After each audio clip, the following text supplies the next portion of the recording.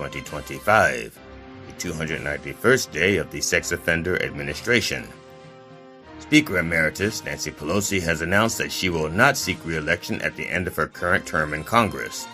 Before she leaves, she is going to teach Mike Johnson how to pee standing up. 37-year-old Sean Dunn, the D.C. man accused of assaulting a U.S. Border Patrol agent with a Subway sandwich, was found not guilty by a jury on Thursday, the culmination of a 3-month criminal case that was both an absurd spectacle and a deeply serious clash over protest and prosecution in the Trump era. The Subway footlong felon is free and regrets not throwing a combo meal for the same price. A 32-year-old woman, Maria Florinda Rios Perez de Velasquez, who was part of a cleaning crew, was fatally shot in the head at an Indiana home after the workers mistakenly went to the wrong address in Whitestown. Of course it happened in Whitestown. A federal judge on Thursday dismissed a criminal conspiracy case against Boeing at the request of the DOJ for its flight control system that is believed to have caused 2 crashes that killed 346 people. The dismissal has nothing to do with the $1 million it gave to Trump for his inauguration, is what we are supposed to believe. This has been the Dr. Reverend Jelly Roll with headlines and punchlines for November 7th, 2025, the 291st day of the Sex Offender Administration. Join me live at the Church of Last Resort Sunday mornings at 9 a.m. Eastern Time on MindDog TV. The opinions expressed on this program are those of the host or guest and should not be interpreted as statement of fact. Independent fact-checking and corrections are encouraged. Can we get a cup of coffee in here, please? Yes, we can get some coffee here, please. Will you go to lunch? Will you? Will you go to lunch? I don't know. Go to it. This one? No, not that one. This one is damn good coffee and hot. It's a damn good coffee and hot. Mind Dog is your mind's best friend. Here's now some saxophone music. That would be nice. Ooh, look how orange. Aren't you glad I said, ooh, look how Mind Dog is your mind's best friend. And the bum bum bum bum bum. Wake up, America. You've got a dog that needs walking. That's right, sunshine. Just put on a big pot of strong coffee and get ready to type your little hate mail with your opinions about kumbaya and flat earth insanity. Stand-up comedy? You want stand-up comedy? Well, we've got sit-down comedy. It's time for Coffee with a Dog. You make me laugh. Yes. Yes. You make me laugh. Yes. No, I still haven't listened to GD and Alan Katz making me laugh. Or what are you laughing at? Or why are you laughing? Or stop laughing. You stop! Oh, I overmodulated there. It's, I don't know. What's going on over there, my boy, right? No, I'm kind of orangey, more orange. Good morning, folks. It is Friday. Almost, kind of made it through a week. I mean, in 2 hours or so, we can say we made it through another week. It's always a surprise to me. Look, I'm still alive. It's Friday. I'm still here. It is Friday, November, I'm guessing the month, November 7th, 2025. I don't know what's going on in the world because I got home very late. And then because I got home very late, I was out all day paint excursion to Brooklyn, New York. And I got home late. And by the time I got home, I was burnt out. Listen, I may have smoked a little marijuana driving home. Just I hope that doesn't upset you and you're not learning something just shocking about me. But I may have smoked a little marijuana on the way home. But let me back up here. The drive to get to where I went, it's like I think it's like 75 miles, but it took me 3 hours and 45 minutes to get there. It's New York traffic because it was rush hour, and that burnt me out. And then you're not in the mood really to just get creative and have a party with a lot of attractive young women in the room, I have to say. But even that did not kind of loosen me up right away. I'm still burnt out from all get out of my road rage. So 3.5 hours to get there.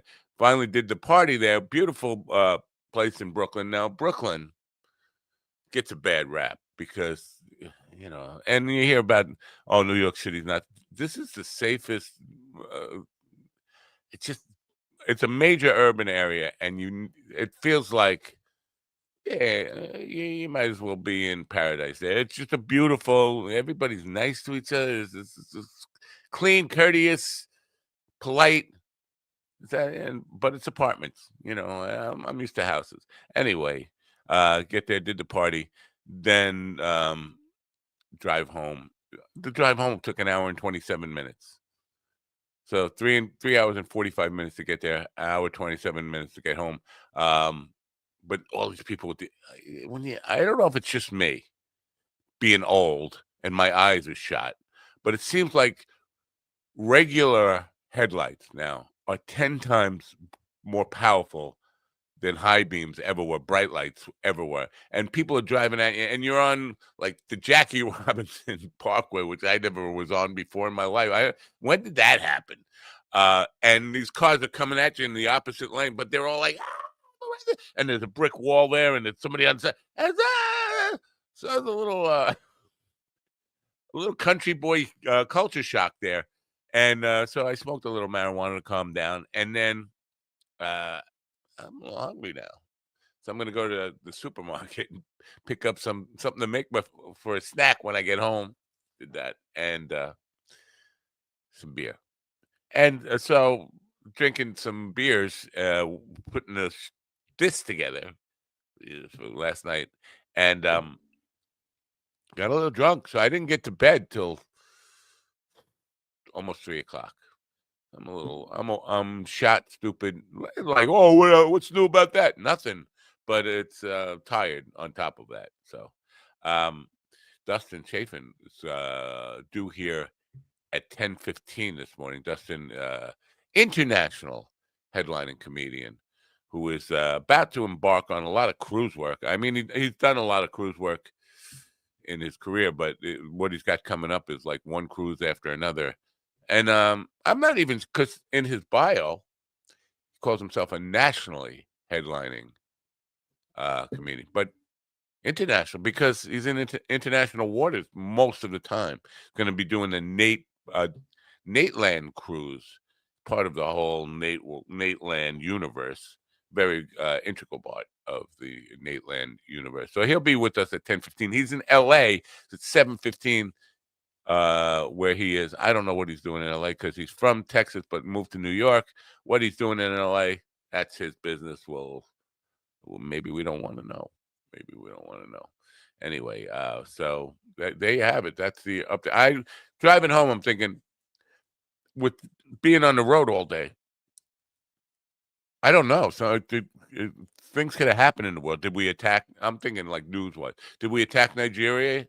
I don't know. I've been hearing that we're gonna, and that should help with like a Nobel Peace Prize, just blowing up a country. Now, but they're killing Christians. Who isn't?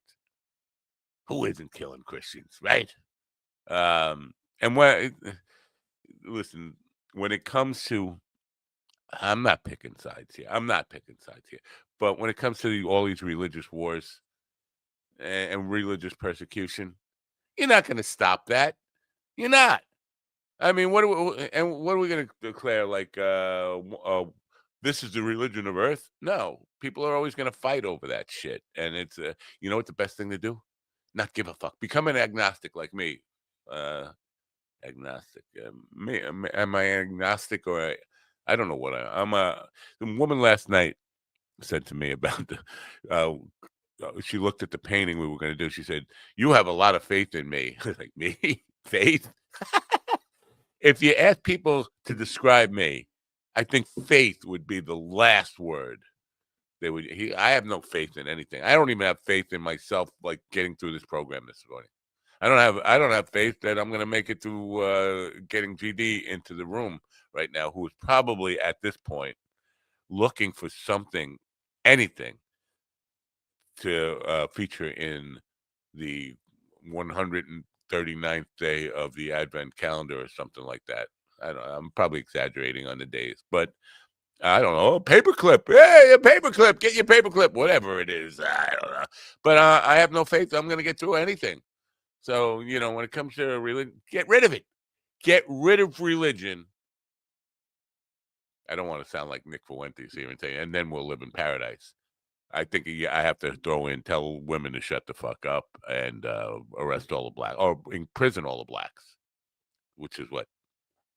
I'm sorry. I'm just quoting Nick Fuentes, I'm paraphrasing. No, direct quote. I'm sure he was taken out of context about the. Now, first of all, it costs a lot of money to put up all these prisons. I mean, there's a lot of black people Jesus. Do you know how many prisons we'd have to build? I think he didn't think it through. And who's gonna do whatever? Who's gonna never mind. I need to find a button to push. This is the problem. I need to find a button to push so I can get GD in the room. How about this for a button to push? With humble East Coast beginnings in 2015, Daily High Club is the premier destination for glass water pipes, vaporizers, and consumption accessories. If you're looking to elevate your smoking game to the next level, you're in the right place. With over 1 million top-quality smoking products sold, and with a growing base of over 10,000 monthly subscribers worldwide, we deliver the ultimate smoking experience. But Daily High Club is not just a retailer, we're lovers of the smoking scene ourselves, working with giants like Tommy Chong, Snoop Dogg, Chanel West Coast, and more. Ready to join the Daily High Club? Let our experts curate your collection with our awesome El Primo monthly subscription box, or grab one of our fun and unique pieces from our smoke shop. Click the link in the description below this video to get this party started now. Gentleman in the room with me now is a man who is desperately trying to find a knick-knack, pity-whack GD Fenderson. Good morning, GD. Good morning, America. MindDogTV.com. It's day 38 of our Coffee with the Dog government shutdown Advent calendar. And what do we have in the calendar today? Available only in the official Coffee with the Dog Advent calendar. It's the Senate bill. Oh no! That's right. God. The Senate tried to get together and put together a bill to do something, and guess what? Oh no! They couldn't get shit done. So the Senate bill, oh no, did not get passed. But they'll keep trying, and the government will keep on keeping on. Keep on keeping on. Yeah, that's right. Get your Coffee with the Dog government shutdown Advent calendar while supplies and the shutdown lasts. Enjoy the suffering and support your local missionaries. So, well, that's a beautiful thing, Mr. Bill, Mr. Bill into law, Mr. Bill into law. Or yes, yeah, not bad. Thank you. I don't know. It was easier to keep track in October because the day matched the day of the shutdown. But now that we're into a new month, you just have to add 31 to whatever number you see. Oh, well, that's nice. Now, what will that won't carry in December? You have to add 61. Look, November has I'm trying to get through November still. Okay, I'm not thinking about December because I don't even know what I'm going to. Okay, today I had a choice of 2 things to put in the Advent calendar. I was lucky. My wife cleaned out an office, and she says this shit was in my office I don't know what I'm going to do with it. I said, "Thank you, honey.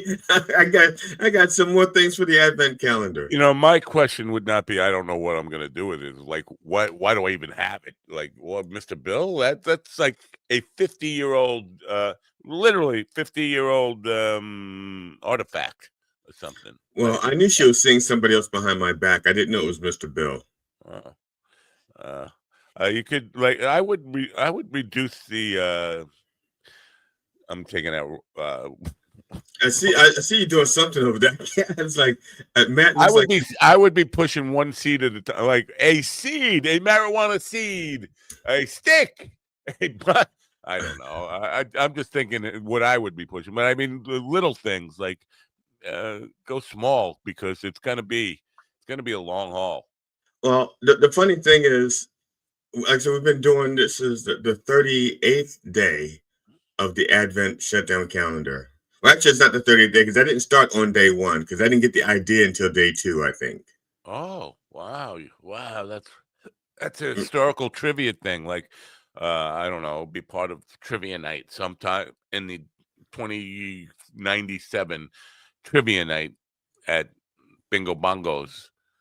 So, but I got a comment saying that they thought that the Advent calendar was a brilliant idea. I finally got like a comment, and I thought to myself, I get a compliment about it being a great idea just when I'm running out of ideas. You think maybe it was somebody setting you up for a lifetime of misery? Oh yeah, that's a great idea because they knew it was never. It's never going to end, is it? It's not going to end. It's never going to end. I'm sorry to let people know that, but well, I thanked them I thanked them. I said I thought it was a good idea when I started it. I did not know that my personality wouldn't let me just drop it, do it one time and stop. So Dustin is coming on at 10:15. It's 7:15 in LA time. I have not looked at any of his comedy. Can we look at something now so I can? I'm just kidding. I still look glasses. But so there's this Nateland cruise that's coming up that he's going to be part of. It goes to Costa Maya, Mexico. I'm not even sure. I'm not sure there's going to be a Costa Maya. Aren't we going to invade Mexico soon? Like, no, he decided to stand down. Oh, at least he said he did. Trump is like Trump's words are like an etch a sketch. You can't take him at his word at all. It's like, wow. But I think they wanted to ready troops get. I think the order went out to ready troops for a possible invasion of Mexico. I don't know. Well, we can't invade Mexico and Venezuela and Nigeria all at the same time, and our own country. See, I don't think you paid attention to the first Hitler. Last time he was here, he didn't care. He was like, "Hey, sure, invade there. Let's Russia. That's the one, and the Soviet Union. That's the one that Napoleon figured out." Like, but that's because people were laying down. People were. It was a different. People, how should I put it? They didn't know the consequences. People get saying, "Well, you'll appease them. Now that we've seen Hitler 1 and Hitler 2.0, people know you can't just lay down. You have to fight back. Right? Does Nigeria even have an army or anything? Yeah, but I think they're called rebels. I was thinking about last night because we always think, oh, sure, we could just go kick the. It's like there was a guy who thought he could take on this very small girl in a bar once, and she just beat the fucking piss out of him, and to the point where she was standing over him with a pool cue in her hand, like with a foot on his neck. This is what happened in Vietnam. I mean, it didn't happen in that one little. What was the country that Reagan invaded there? I don't even remember. Grenada. Yeah. It didn't happen there, but it could have happened there. But so I'm thinking there's potential for that in Nigeria, because these are people who don't have necessarily aircraft carriers and bombs and stuff, but you got to get on the ground at some point, and they know the territory. It's like Vietnam, like you didn't know where the people were shooting at you from, and they knew the booby traps and also there are also other nations around that may just take offense to the fact that Trump, who called that whole section of the world shithole countries, wouldn't just come to the defense of Nigeria to defend their shithole countries. Yeah. See, And we don't, the whole thing and they're about black people. You can't rely on black people, to do the honorable thing. They're going to get together, The Trump people know you don't fuck with the black people like that, No. So I you think can disrespect them. I think you can depend on the black people. What I'm saying? It's like the boxing. It's like boxing. That you can definitely depend on the black. If I show up and I see a black boxer versus a white boxer, I'm putting my money on the black boxer. Yeah, and that's what I'm saying. I think it's like boxing. I think it'd be just like boxing. All right. And China has investments in Africa, a lot of investments. So if we get too much in the weeds over there, we're fucking with China's money as well. We don't want to fuck with China because even if China couldn't beat us with an army, they could beat us with money. Because we owe them. They have a lot of our debt. They just demand is okay. We want payment now. This is because could they beat us with an army? Don't they have like a 1 billion man army or something? They have a lot of expendable grunts they could put up front and just keep coming with people, overwhelm us. It's possible. Like I said, when I was in junior high school, I told this off-color joke about we shouldn't fuck with China because all they have to do to defeat us is all of them go jump in the ocean at one time, and then the flood would just wipe out the U.S. Oh, that would be funny. Really funny. Especially for like a 10-year-old kid, Yeah, not bad. Yeah, thank you. I wouldn't have a problem with it if they could guarantee me that I'm going to stop getting emails from this Nigerian prince who just has millions of dollars for me. No, because you know what would happen? He'd go, my country was taken away from me. I was in Nigeria. I am still a prince, but now I'm in Mali. Maui, not bad. All right, good for you. No, Mali. Oh, not Maui, Mali. Maui. All right, vacation time. No. Bomb me if you're gonna send me to Maui. That was Christy Nome had put this thing about self-deportation. They'll give you a flight and $1,000. Can't I just go down there and say, yeah, I'm from Antigua. Give me a flight and $1,000, and then first of all, they're not giving anybody any fucking money. They're lying. Oh, just like they lied to the people on the buses when the people in Texas. They said, look, we're sending you to New York. There'll be people waiting there for you. They'll have jobs and place for you to live. And they all got on the bus. They got to New York, and it's like, what the fuck is this? So the weekend in Antigua is out. You're telling me this is depressing. I thought I was going to go down there today, get $1,000, go down to Antigua, spend the weekend there, and then say, I was just no. They're not going to give you the money. We're talking about the Trump administration. That's the problem the Democrats are going to have with any bill. Let's say the Democrats in the Senate, or even it doesn't matter. Let's say the Senate and the House, they get together, they write a bill, and they get these things, and they say, okay, this is a good bill for both sides. Everybody wins and everybody loses a little. And then Trump says, fuck it. I'm not doing it. Because you can't rely on Trump. Or he goes, I'm going to sign the bill, but I'm still not going to allocate the funds. Wow. Yeah, so now that's the other thing, right? The Supreme Court has said he's got to take care of these SNAP people, fund that SNAP thing in full, and he's refusing to do it. That could get really like constitutional crisis. I mean, real constitutional crisis. Well, it's not they've told him to do that. He's just dragging his ass and decided not to do. But he's not doing it. But he said, "Oh yeah, we're doing it. We're doing it. It's just going to take some time." But holding him in contempt, they know they're not going to go in there with marshals and try to arrest him. Because they don't have them. That's the whole philosophy behind the people behind Trump, like J.D. Vance, Stephen Miller. It's like, and even Stephen Bannon. Their whole thing is let the Supreme Court rule whatever they want. Now let them enforce it. Yeah, that's the whole thing. That's a constitutional crisis. I mean, when the whole idea of equal branches of government and checks and balances just goes out the window, that's the whole purpose of the Constitution. The Constitution is now toilet paper. So yeah, that's where we're at. And we've used that kind of phrase a lot since Watergate, constitutional crisis. But this is as close to this is as real as it gets. I don't know what's going to happen there. And speaking of that, Megyn Kelly, who has been sucking Trump's dick since he said she had period blood spilling out of her eyes 10 years ago or something. She said that the Constitution forbids him from sending National Guard into a state where the governor doesn't want it. And she said, I would hate that Trump puts me in a place where I have to choose him over Governor Pritzker, but I will if he does that. He can't. What's taking him so long? What's taking him so long? He's already done it. I know. That's exactly what I was going to say. Like, and he's been doing this. Illinois is not the first state in this testing ground, right? Where did he start? He started someplace else, right? DC. Well, let me see. California. Before California was Oregon.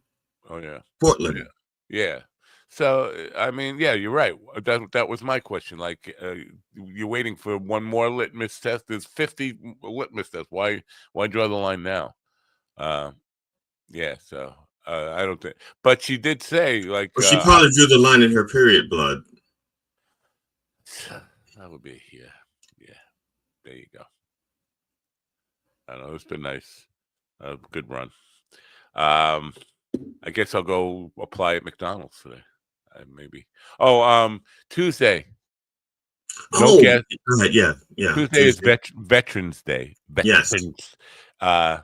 And I have a early morning gig, so I was thinking of just putting together a best of Mind Dog and taking the day off, or you can. There's no guests scheduled. I don't know what you want to do. Just think about it. Let me know if you want me to just schedule a guest, or should I just do a best of Mind Dog? You schedule a guest. All right.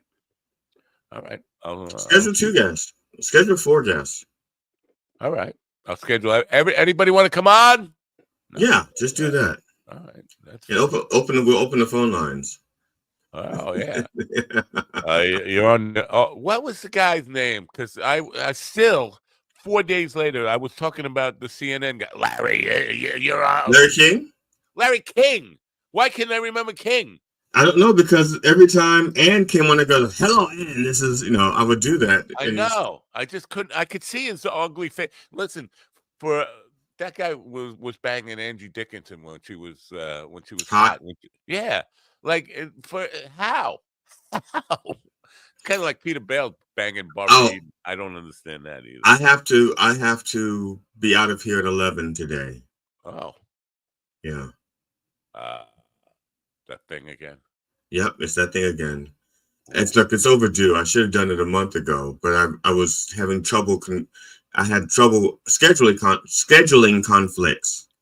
And the sad thing is, I'm like, okay, I can't get my hair done on this day because I'm doing this. And then, so I don't schedule to get my hair done. And then the people would cancel the interview. I had like 3 or 4 cancellations on done way past funny, and I'm like, and each time it was like I didn't get my hair done because like, okay, well, I'll do this interview because it was hard getting them done.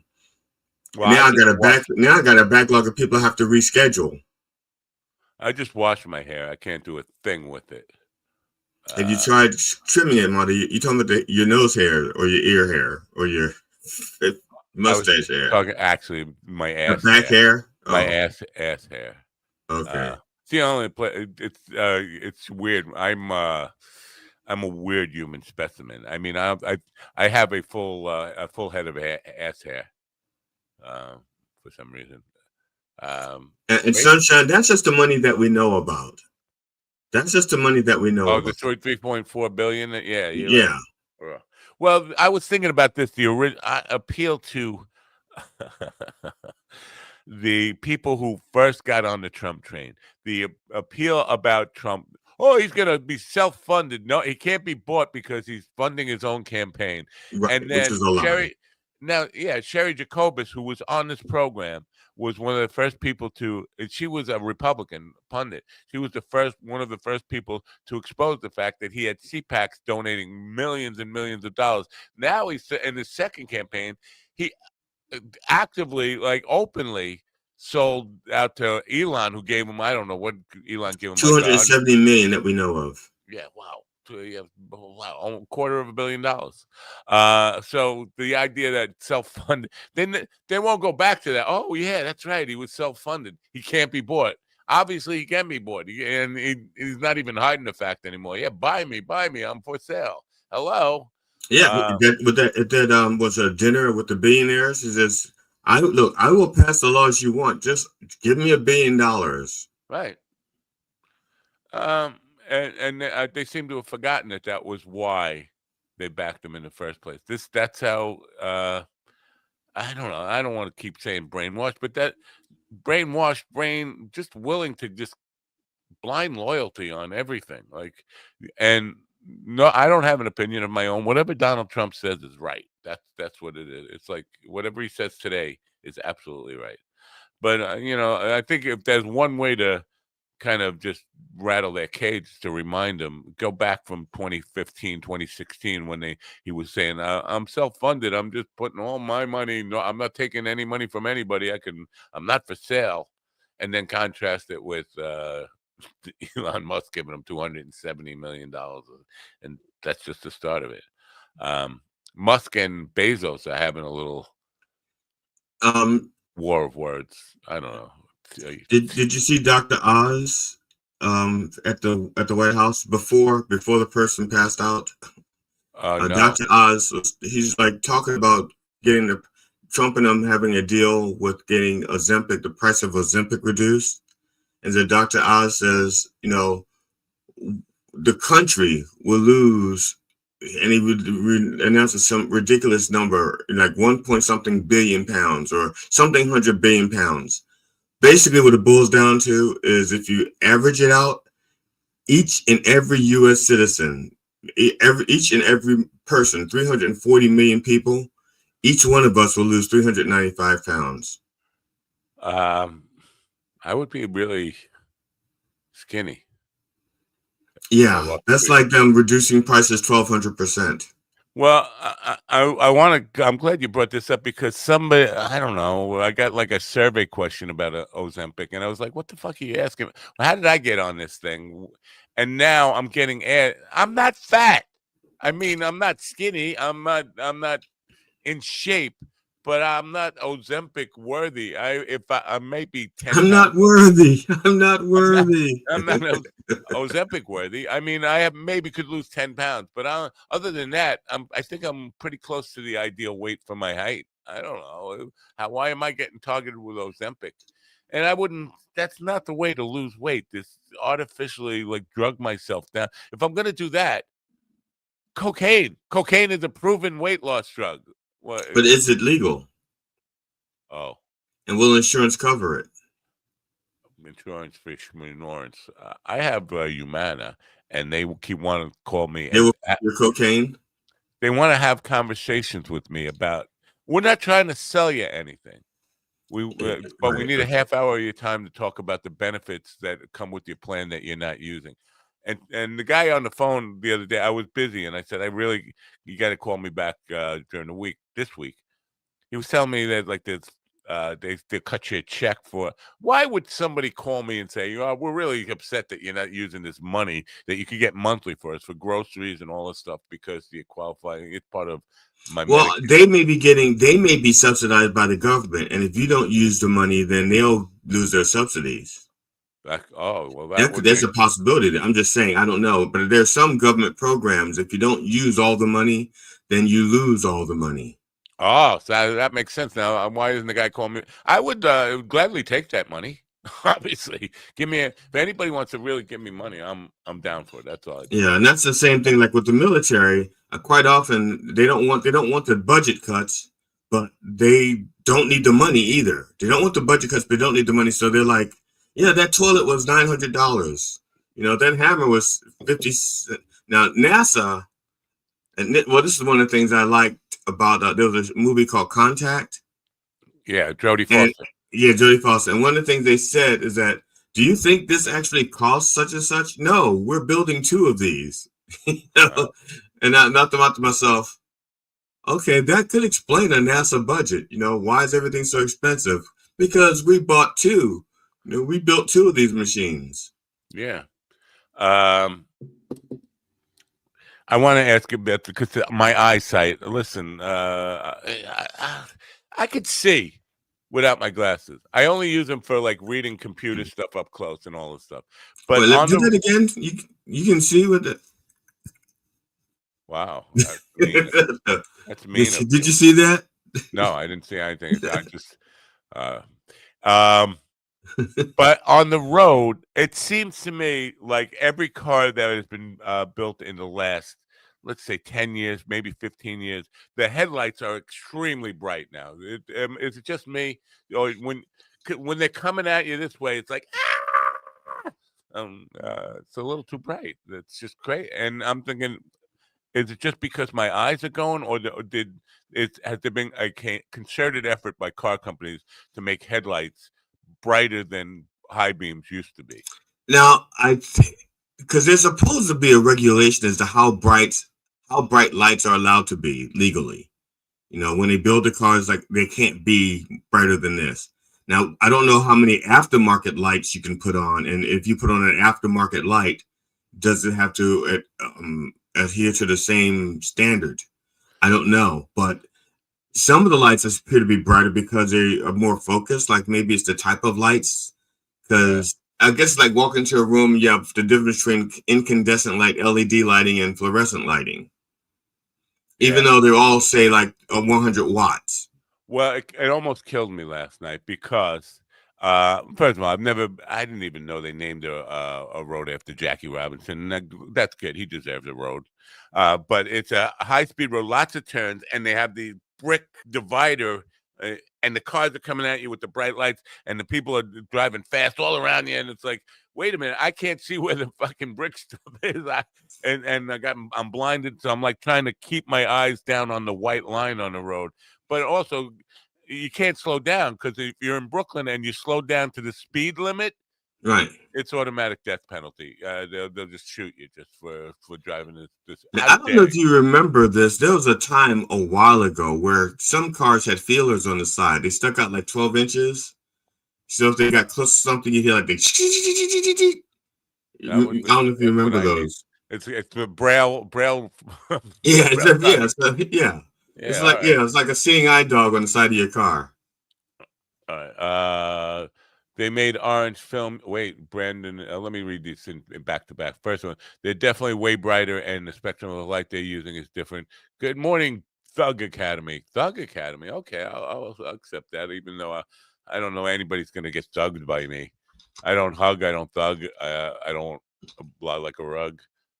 They make an orange film. Yeah, they're selling glasses, soft light glasses or something. They make an orange film you can put in front of your windshield that helps significantly, but will not make it hard to see. The other part of this where I'm thinking I'm seeing more and more fucking UFOs. Like that can't be a jet. And I'm like, is it because and then I put my glasses on, it still looks like a UFO. Especially in New York. I mean, all around these airports and stuff. I know what a jet looks like, and I still can see, oh, that's a jet. That's a jet. That looks like a fucking flying saucer. And I'm not gonna say I'm not one of these people who think everything's aliens. Like either military or anomalies or a natural thing, but I'm seeing more and more of it. And I'm just like, I'm questioning myself. Is it my eyes? Am I squinting? What's going on? Airplanes, commercial airlines anyway, I think they have to adhere to a certain pattern with a certain light pattern on their wings and stuff like that. Yeah, and I'm used to those. I've been watching those for 60 years. So they should all pretty much have a similar pattern. Now, I don't know if blimps. I think you can do almost anything you want with a blimp. So you could rent a blimp or own a blimp, buy a blimp, and put lights on the bottom so you look like a UFO on purpose. There was a giant one in San Francisco last week, a giant blimp, and people were like, making a big deal over it, but it was clearly a blimp. Like that's it was in daylight too. I mean, it's not like they should do it at night and have the laser show at the bottom. So even though because it's a blimp, you don't see it in the dark, but the laser show looks like a spaceship. Now, they want me to think UFOs are coming. I mean, but around here, and definitely in the last year or so, like every night I can go out and see what I think is a UFO, not an alien. Again, it's just something flying that I can't identify. Right. Yeah, lots of it, and it's disconcerting that. Like, am I the only one? Is it just because I'm getting old and I have all sorts of mental issues going on, or is it? Does everybody agree on this? And if everybody agrees on this, why aren't they fucking talking about it and showing? Somebody did post some video last night of something that was flying in a very weird and leaving like contrails, not chemtrails, contrails. Contrails? Yeah. There's something leaving contrails in the sky. Those are slugs that they were. Never mind. I'm just sorry. Contrails in the sky. Okay. Yeah. So Dustin was coming on at 10:15. Oh, I'm hoping. I mean, he said I don't know. With these, I never. Again, I have little faith, but he's doing this cruise thing, and the lineup on this cruise, Nate Land cruise, ended 1, 2, 3, 4, 5, 6, 7, 8, 9, 10, 11, 12, 13, 14, 15, 16, 17, 18, 19, 20, 21, 22, 23 comedians, and Nate's father doing magic. That's a lot. I can't believe that they did that, and I'm not even part of that tour. And they know I want to do a cruise. They know I want to do a cruise, and they already left me do a out. cruise. You did a cruise.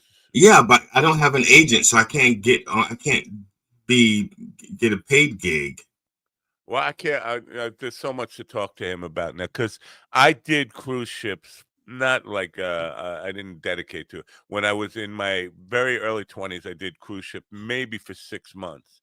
And the band, we were basically a wedding band that was doing also got some cruise ship gigs. And so we had a limited repertoire, like maybe 3 hours of music, but we had to play 2 hours of music every night. We didn't have enough to mix it up. So 7 nights a week for the same fucking people every night.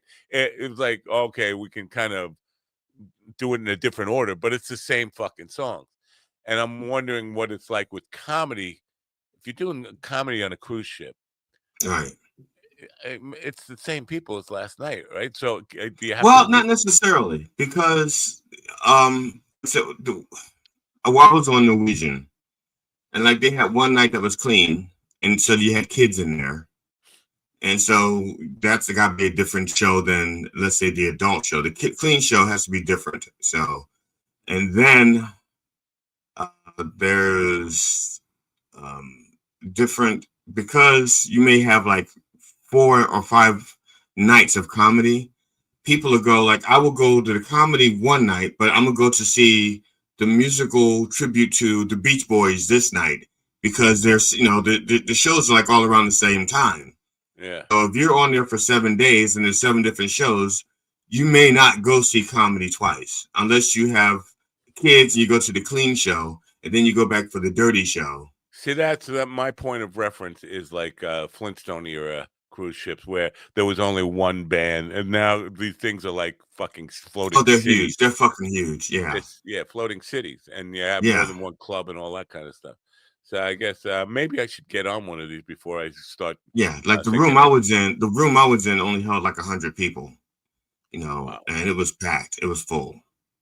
Yeah, and so if you have like 4,000 people on the boat, yeah, you could play for a different crowd every night. Yeah.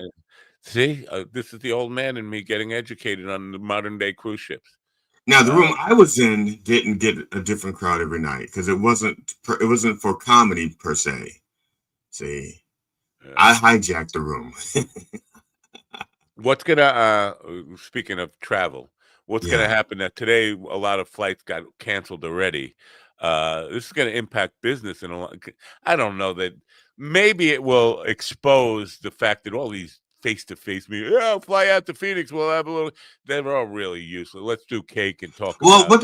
most of the flights that they're canceling are not the big flights. It's the little jumper flights. So, because right now they're canceling, I think they're rolling it. Eventually, it's going to be like 10%, but I think the first day is like 4%. It's not just like a rolling.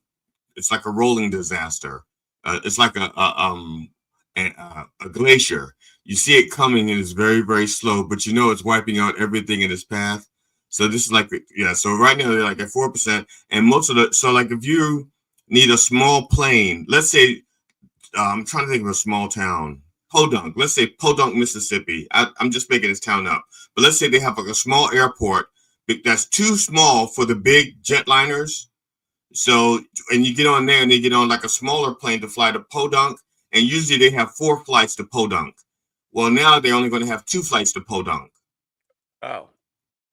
So if you're saying there's going to be very little impact with this. Look, that's the plan. I don't know what kind of impact it's going to have, but that's supposed to be the plan, as I understand it.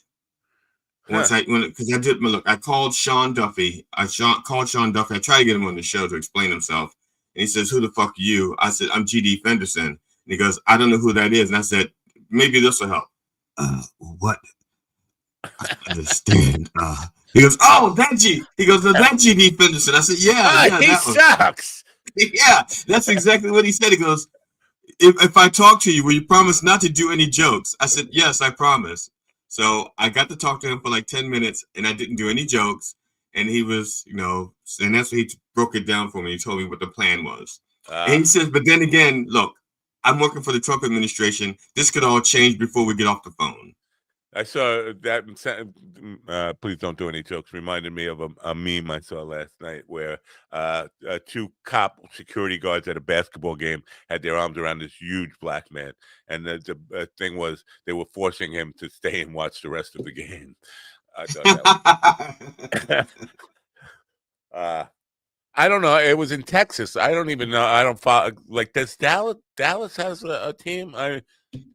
Yeah, for what now? You're talking about they have a NBA. Football team and they have an NBA yeah, team. I know about the NFL, the Cowboys.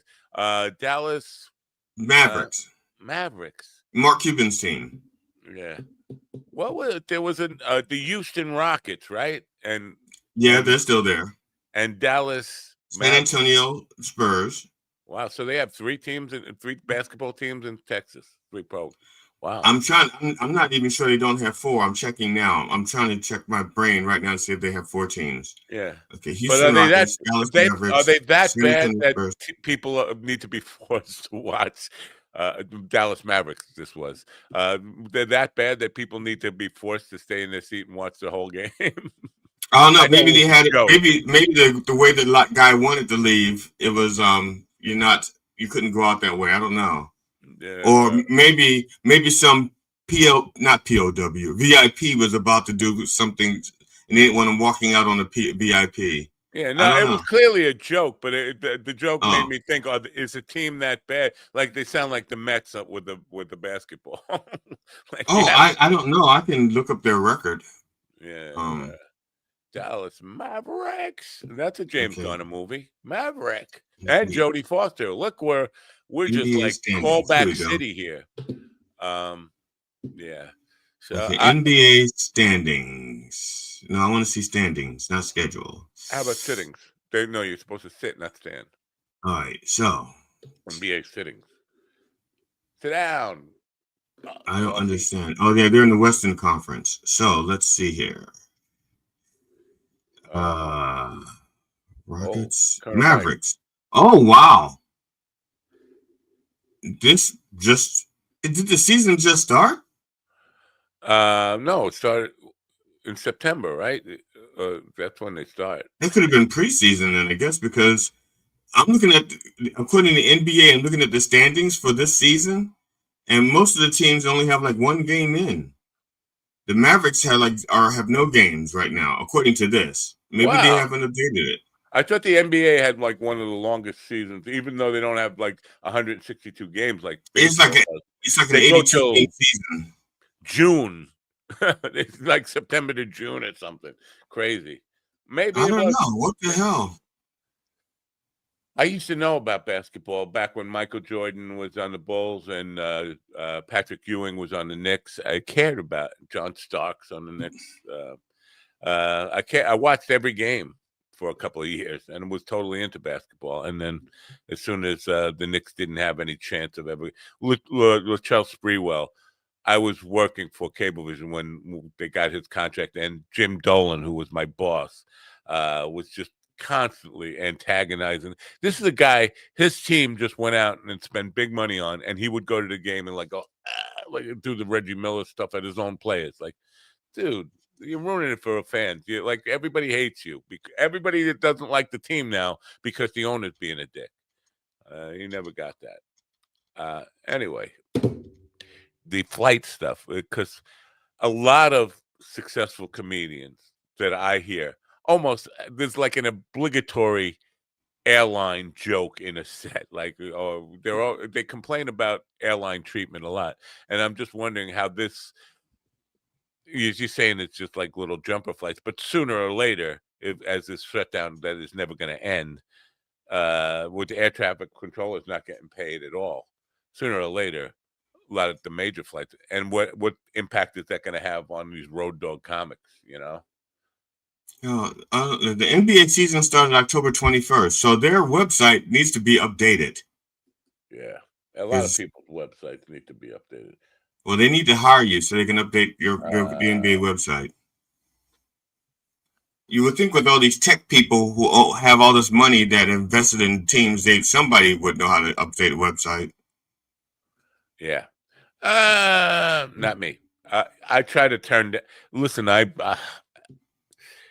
money is money, and when somebody's offering me a gig, I take it. But I am so sick. I did it for almost 30 years of this whole fucking update my work. Build me a website stuff. To me, website work, web work is the most tedious shit I've ever done, and it is tedious, and that's why a lot of people don't do it themselves, or a lot of people don't even start to try to learn it themselves. But on the other hand, I started with my first website I designed, I didn't have a web builder. I had to learn HTML, HMTL, hypertext, HTML. Yeah, well, hypertext. Now, you are talking very old. 1990s. And I had to learn to be efficient because otherwise it would take forever for your website to load up. Yeah. So you had to learn how to do that crap. Yeah. And which is why when things went awry for me, I hated losing that website because I spent so much time building it. Somebody's asking me about this drum set that I'm selling, and I'm answering them. Why now? Is it the drum set that you promised to sell me that was $200 that fit under a bed? I didn't say it fit under a bed. Did I say? Yeah, you said, Paul. You gave me the dimensions. You gave me the dimensions, and it was like 6 inches when you folded it up, or 3 inches. Why would you want to put it under a bed? I thought you meant so you're not using it. When you're not using it, put it in the back seat when you're driving or something to take it to a gig or something. No, I'm not. I am not a gigging drummer. No, the stand absolutely fits under a bed, and then you could take the little because they're just drum pads. The pads. So you could take them, and put. I used to carry it in a milk crate, and then I take the stand and put it in the back seat of a convertible, a Deuce, a 2-seater. I could probably put it in my closet right here if I take out the guitar cases. Yeah. Every day these people on Marketplace. Can I come? They want me to. First of all, one guy asked if I could drive to Connecticut with it. Like, are you fucking kidding me? You say yes, I can. No, I won't. I didn't say that, but I was thinking like, what would I charge to do? Like, it would cost you far more than a drum set to get me to drive it. Connecticut's a long way. Even if I took the ferry, it's still a long way. Fuck that. I'm not going to Connecticut. I don't like Connecticut. I love Connecticut. First of all, I thought you were slightly homophobic. Why would you go with a ferry? Slightly homophobic? No, I'm extremely homophobic. I was trying to be polite. The point is, you said you would take a ferry. It's like you don't want to drive. First of all, you'd rather take a ferry than drive by yourself. And then second of all, I thought you were slightly homophobic. Why would you even think to do that? Because I like ferry boats. Ferry boats. Okay. Boas? Did you say ferry boas? Yes. They are. When you take the ferry now, they send, where are you taking them? You take it from Bridgeport, from Port Jefferson, Long Island to Bridgeport, Connecticut, or back. They want to build a bridge or a tunnel, which is crazy, 21 miles. But they send like warships, Homeland Security to escort the ferry. Like, is this a fucking terrorist target? Why do we have 3 warships escorting a ferry back and forth from Port Jefferson to Bridgeport, Connecticut? It doesn't make any sense. It's only 21 miles, right? Yeah. They can they don't have to escort. They could just, we have shit that would shoot that far, right? Yeah, it's not like you can sneak up. It's not like you're going to sneak up on the boat in the water. Right, and it's terrifying if you're on there to see these fucking warships on the side of you. Like, what's gonna happen? Am I gonna fucking be in the water in a minute? What's going on here? I mean, maybe they're ice boats. Maybe they're ice boats, and they're looking for immigrants. And if there's more than 10% immigrants on the boat, they have orders to sink it. Wow. People are going crazy over this. Mamdani. Mamdani? Yeah, Mamdani. Mamdani. What the fuck? Oh, is this Brandon sending me stuff? That's my guitar. Somebody said, is that what's happening? I don't know. It looks. It doesn't look like No, it's not my guitar. Use Floyd Rose Discovery Series red solid body electric guitar, but that's not. That's just like somebody made a kit out of it. Anyway, no, I'm not buying I'm never buying another guitar. Do you believe that? No. I don't think my wife does either. I wouldn't tell her. I wouldn't, because I don't believe in saying things you don't mean. Well, I'm not sure she could tell. If I bought a new guitar, I'm not sure she would even notice. Like, I think she'd notice it. It wouldn't be that she'd notice the guitar. She would notice the difference in you. Because you would have this attitude like you just cheated on her. You went out and stepped out on her and bought another guitar. Yeah, that could be. You would have the guilt of a cheating spouse. You're right. I don't conceal. I am a blabbermouth. This is why one reason I don't cheat is because I would fucking confess immediately. I did it. I fucked your sister. Not your sister. Her sisters are all never. But my friend Jeff, who's dead now. You can tell this story. I can tell this story because he's dead now. Yes. Well, he would have been dead. And he went to Costa Rica, but Jeff had a weird life. But he was living in Miami, and for some reason, and he was on welfare as a collecting. He was on the dole, as they say in his. He was on the government teat. Yeah. He went to Costa Rica because it was so much more affordable there, and he met a girl, and he was going to get married to her. She was Santeria, and they were having a festival the night before the wedding. And in the festival, the bride gets up and confesses her sins. Now, he's not Santeria, so he's not obliged to get up but he did. He got caught up in the moment, and he said, "I fucked your sister," and. It's like an Episcopalian church. Everybody else is going, yeah, and then he goes, oh shit. The way the story was told to me was at that moment, right at that moment, as the words were leaving his lips, "I fucked your sister." The bride to be was grabbing a machete and swinging it at him and chased him through the jungle. He ran all the way through the jungle to the running through the jungle was as fast as I could. Copyright strike. And then he got back to Miami and left the bride to be there. So the point. Don't get caught up in the moment and confess that you fucked your bride-to-be sister. Right. I should go after the sister. Go after the sister. Right. That's it. So yeah, I'm having browser crashes over here. What is Brandon saying? I sent you the link to greatest place of shit you could ever Guitar Center, piece of shit you could ever purchase guitar wise. It's spectacularly awesome, but cliche in the same way. Okay, I don't know if it's a piece of shit. You know what? There are lots of. I haven't seen the Movadas commercials. Sorry. But I think Jessica Alba is probably beautiful in just about any commercial she'd do. But I don't know that commercial. Oh. I gotta have to put this on watch later. What? The Movados commercial? No, this the Charlie Kirk, the shooter, what's his name? Tyler Robinson, or the supposed shooter. Tyler Robinson. They're saying there's evidence, new evidence that's coming out, and his lawyers are making cases to he dismissed the case. He couldn't have been the shooter and all this stuff. I mean, I'll have to watch the video to determine if it's all bullshit or what. The whole thing was questionable on that Charlie Kirk shooting right from the start. Like the angle didn't match up, the gun didn't match up.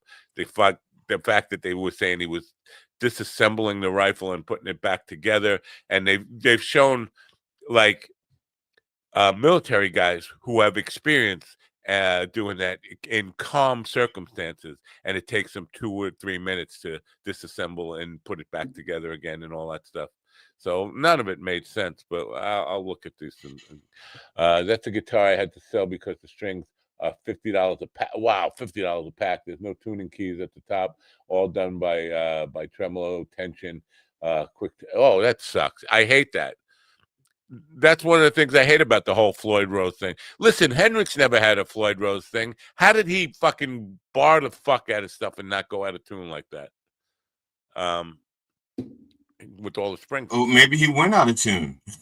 I know in the early days, as Paul McCartney was saying, when the first time they saw him, he was doing the whole bar stuff, and McCartney was like giggling because he knew it was going to be out of tune as soon as he tried to go back to play normal. But at some point they addressed that, and you could kind of. I have a Mexican Strat that I can whammy bar up pretty hard, and it won't go like significantly out of tune. Maybe a little bit where you do some fine stuff, but you still get through the rest of the song. But yeah, I hate those Floyd Rose. Maybe Hendrix figured out before, because I think the thing that stops it from going out of tune is the little tension at the nut, right? Yeah. So maybe Hendrix figured that out a while ago. He just put it on there. I don't know. Oh yeah. I never paid much attention to. Honestly, I didn't pay much attention to Hendrix once I started playing guitar. I didn't start paying attention to him because everybody was expecting me to be like Hendrix because I was black with an afro. Yeah, and black guys with a guitar generally are expected to be right. And so I refuse. I refuse. They say you should get a Stratocaster. I said I refuse. You should get a Fender. I said fuck it. I will not get a Fender. Because my last name is Fenderson. And believe me, I really wanted to have a Fender and then have the word son added to the end of it. Yeah. So, but because everybody kept expecting me to do it, my gut was telling me, no, I won't do what you're expecting me to do. This is you. You're definitely a I don't know, contrarian. That's probably not you just go your own way. Are you going to go my way? Coming back, it looks like we're coming back quickly to this Kirk thing with the fact that the medical staff, this is Brandon Starrick. Why do I always fuck up his name? I suck at that. The fact that the medical staff and the coroner, all these people who were searched from Israel on Google before the event ever happened. Searched on Google? Oh, yeah. Candace Owens now, you know what? I think Macron's wife is got to be happy that Charlie Kirk got assassinated because Candace Owens is off saying that Macron's wife has a dick to now just constantly. She said there were all these burner phones, Israeli burner phones that were found at the airport very close to the like she's blaming Israel on this whole thing, and basically just saying that Israel assassinated Charlie Kirk over and over again, and she just she's making money off it, making the grift is selling, but it's like it's just like so fucking. She's become Alex Jones. She's a black female Alex Jones, is what she is. Hello, Ian, evil Ian. He's on Twitch lately. What's he doing on Twitch? He probably has a different app for each room. So when if he's in his office, he's on YouTube. But he's trying to inflate our numbers for us. Is that what he's doing? That would be good. Just go on different platforms and log in for all over and boost our numbers that way. I did talk to Alan Katz about coming back on the show to promote What Makes Us Laugh, and he says about 3 weeks because he wants there to be something of a catalog. Right now, there's just one episode out there because it just started. Right, and so he wants What to have. Makes Us Laugh? It's for some reason. What's so funny? What are you laughing at? I mean, I'm just not. The name is not sticking in my dopey old man head. What makes us laugh? What makes us laugh? What makes us laugh? What makes us laugh? What makes us laugh? You make me laugh. That's right. Inflating the Twittish numbers from 0 to 1. Yes, that's very. Twittish. Yeah.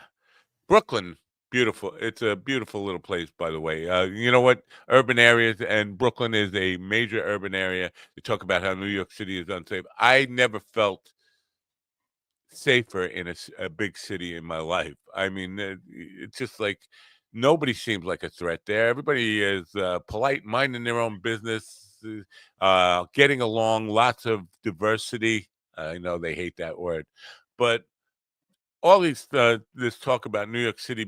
I saw one of the, you know who it was? Andrew Tate, who considers himself like a badass or whatever, said he's afraid to walk the streets of New York City. First of all, how would you know? You've been in a fucking Polish prison or something for the last year or whatever, and you haven't been to New York City as far as I know.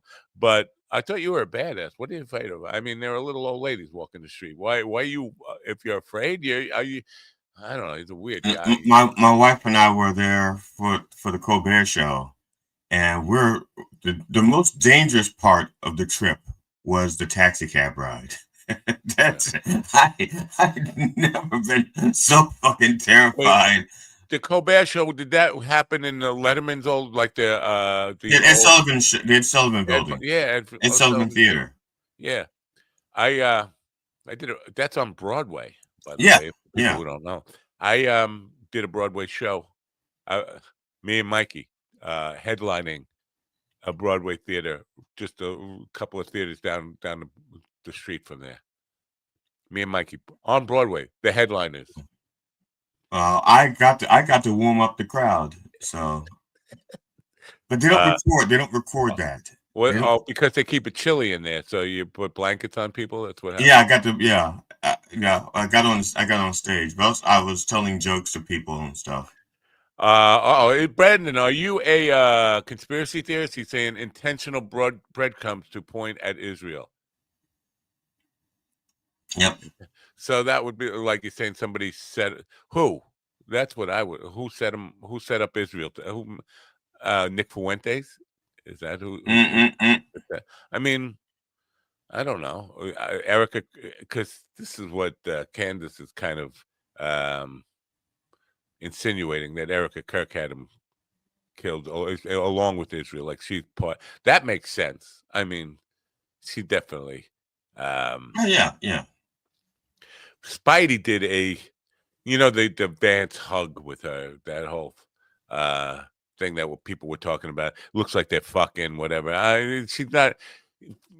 Vance likes couches, not women. But we don't know what kind of cushion she has. Yeah, he did a body language analysis of that hug, and he's very good at not showing his bias, whatever that is. It was pretty compelling. I don't know what my takeaway from it was. Vance was more into her than she was into him. No, her language is pretty. She said instead, like she chooses to say, "Nobody can replace my husband," rather than saying, "Nobody could replace Charlie. Nobody could replace my husband, but J.D. Vance." Wait a minute, you want him to replace your husband? That's not like saying nobody can replace Charlie as a speaker or a leader of Right. Turning Point USA. Nobody can replace my husband is specific choice language, and it makes it sound like she is kind of trying to replace her husband. All the kind. I mean, Spidey. I should probably link to it. Behavioral Arts channel on YouTube. Check him out. I mean, he's pretty good with his body language, talking about the hand because Vance puts his hand like almost on her ass, the lower back, and the other one is like just patting her. Well, that's because his wife doesn't have an ass. Actually, I don't know if Erica has one either. I shouldn't even call her Erica because I don't know her personally. But well, that would make her attractive to me. As we discussed yesterday, I don't like asses. I think everybody should get rid of their ass. Lose your ass. That's what I'm saying. Brandon saying, wait, her Google search evidence could be a fake and can be inserted. I think he's talking about Candace Owens now. Her Google search evidence could be fake and can be inserted post tense by intelligence agency to see. Now that's conspiratorial thinking. So they're trying to set up Candace Owens to look crazy. They didn't have to really. Yeah, you don't have to try. You don't have to try that. I don't know what's. Yeah, nobody knows what's true. But I think it's. I used to know. Interesting that there's all kinds of. We don't know anything about. We haven't since the shooting. Like the guy who's charged with this stuff. We haven't heard from him. Like we heard from Lee Harvey Oswald after he shot the president. Yeah, but how long did that last? It didn't last long. You got. We had I think a couple of moments where it's like I was just a patsy. I was set up. I was just a patsy. They put a microphone in front of him and TV camera. So this kid like don't let him speak to anybody. Like wait, and we know almost nothing about the guy who supposedly shot Trump in the ear. Like what do we know about that guy? Nobody talks about him. And you would think, like knowing Trump, he would be talking about that all the time. If it was, I don't know. I think it was staged. I do. But how they got this kid to give up his life for whatever, I don't know. I'm wondering if they did not know. I don't know. If I were going to stage it, I would, and I knew, like, because if Secret Service is doing their job, they would know about attempts and stuff like that. They know the kid wants to do it, so they bend his nozzle, the barrel of his gun, just a little, so that when he shoots, it goes like that. He can't. So, and then the guy who couldn't shoot straight, yeah, right, and then the rest up to. The rest is up to the Trump people to give him fake blood for his ear and shit like that. I don't know. I'm getting a bad feeling here. I got a feeling. No, I'm getting a bad feeling. Bad, I got a feeling. A feeling deep inside. Oh yeah. About Dustin. I don't know. Where is he? I'm scared now. We have 2 minutes before he's supposed to be here. I hate this is on me. Every time I do this, like it tell people, oh yeah, we're gonna have a good guest, and then they don't show up. I want to cry. Subject contain known from to contain attachment name. No. Where is he? I'm just looking for emails that I could. I probably should have sent them an email, but it's early. We wouldn't have read the email anyway. Probably still sleeping. Yeah, there was when I was looking for headlines to give to the Reverend to do. There was like so much stuff to pick from. Like I never talked about the UPS plane that went down. UPS plane went down? I didn't even hear about it. What happened? Are you serious? You didn't hear about it? No, I didn't. It was several days ago. A UPS plane on takeoff. The engine fell off the wing, and it crashed, killed 9. Well, and now it's up to 13 people that are dead, and I think 9 people missing. Wow. That's And that was in Louisville, Kentucky. Well, that explains everything, doesn't it? And they said the debris is spread over like a half a mile. I was just reading an article last night about what was her name? Sammy Jo Schutz, a fighter pilot and a trainer of fighter pilots. She was one of the first women who could fly a fighter plane jet, and they wouldn't let her in combat because women were excluded from combat when she was doing this. And then in 1991, that was finally lifted. She became one of the first fighter jet pilots in U.S. military, and she trained. She was known as all this. Later on, our guest is just about here, so this is good news. Later on, she became a pilot for Southwest, and she was flying LaGuardia, New York to Dallas, and her engine blew up. One of the engines blew up, and it shattered, and shrapnel went everywhere, blew out a window. One of the passengers, because the cabin started to decompress, one of the passengers got sucked 3/4 of the way out, and somebody grabbed her feet and pulled her back in through the broken glass and all this stuff chopped up. And the woman calls the tower, the fighter pilot, the ex-fighter pilot, and she called, and it sounds like she's, asking how the weather is there. She said, I have an engine. I've lost one engine. I'm flying on one engine. The plane is kind of rattling pretty hard, and we're going to need ambulance and medical crew on the ground when just very calm, no panic in her voice at all. She's flying with one engine coming in to land in Dallas with somebody hanging halfway out a window full of blood, all that kind of stuff. Just me, I would be like, we're gonna crash, we're gonna die. Well, look, sometimes you're faced with those situations. You have to be calm. It's like when I was on stage once. I was doing a comedy gig, and the one of the speakers in the PA system went down, and I'm like, wait a minute, I got to do this show short one speaker, But I didn't panic. I didn't go like, oh, I'm gonna forget my jokes. No, I remained calm. I did my material, even though I was one speaker short from the PA system, and the audience never knew that I was flying. I was performing. I'm going to cut you off just a little bit here. We're going to bring Dustin in, but I just want to say this analogy that you're doing is kind of like when my son died and a woman called and said, "Yeah, I know how you feel. I had a cat who died 18 years ago."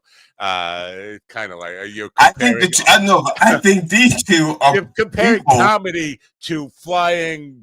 No, I'm comparing the fact that I performed my show. And nobody was lost. I didn't lose one member of the audience. And that lady in the plane, that pilot, did not lose any passengers. All right. That's the equivalent. Fine.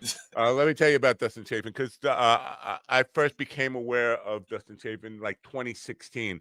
And when I first started doing this, he was one of the guests that I wanted to ask onto the program. And then, as I was getting ready to send him an email, 5 or 6 years ago, Penn Jillette wrote back to me about a request and called me a dick for even asking him for being on the program, and made me feel this big. And then I took all the comedians that I had in the queue that day that I wanted to invite on the show and said, look, they're all going to treat me like shit.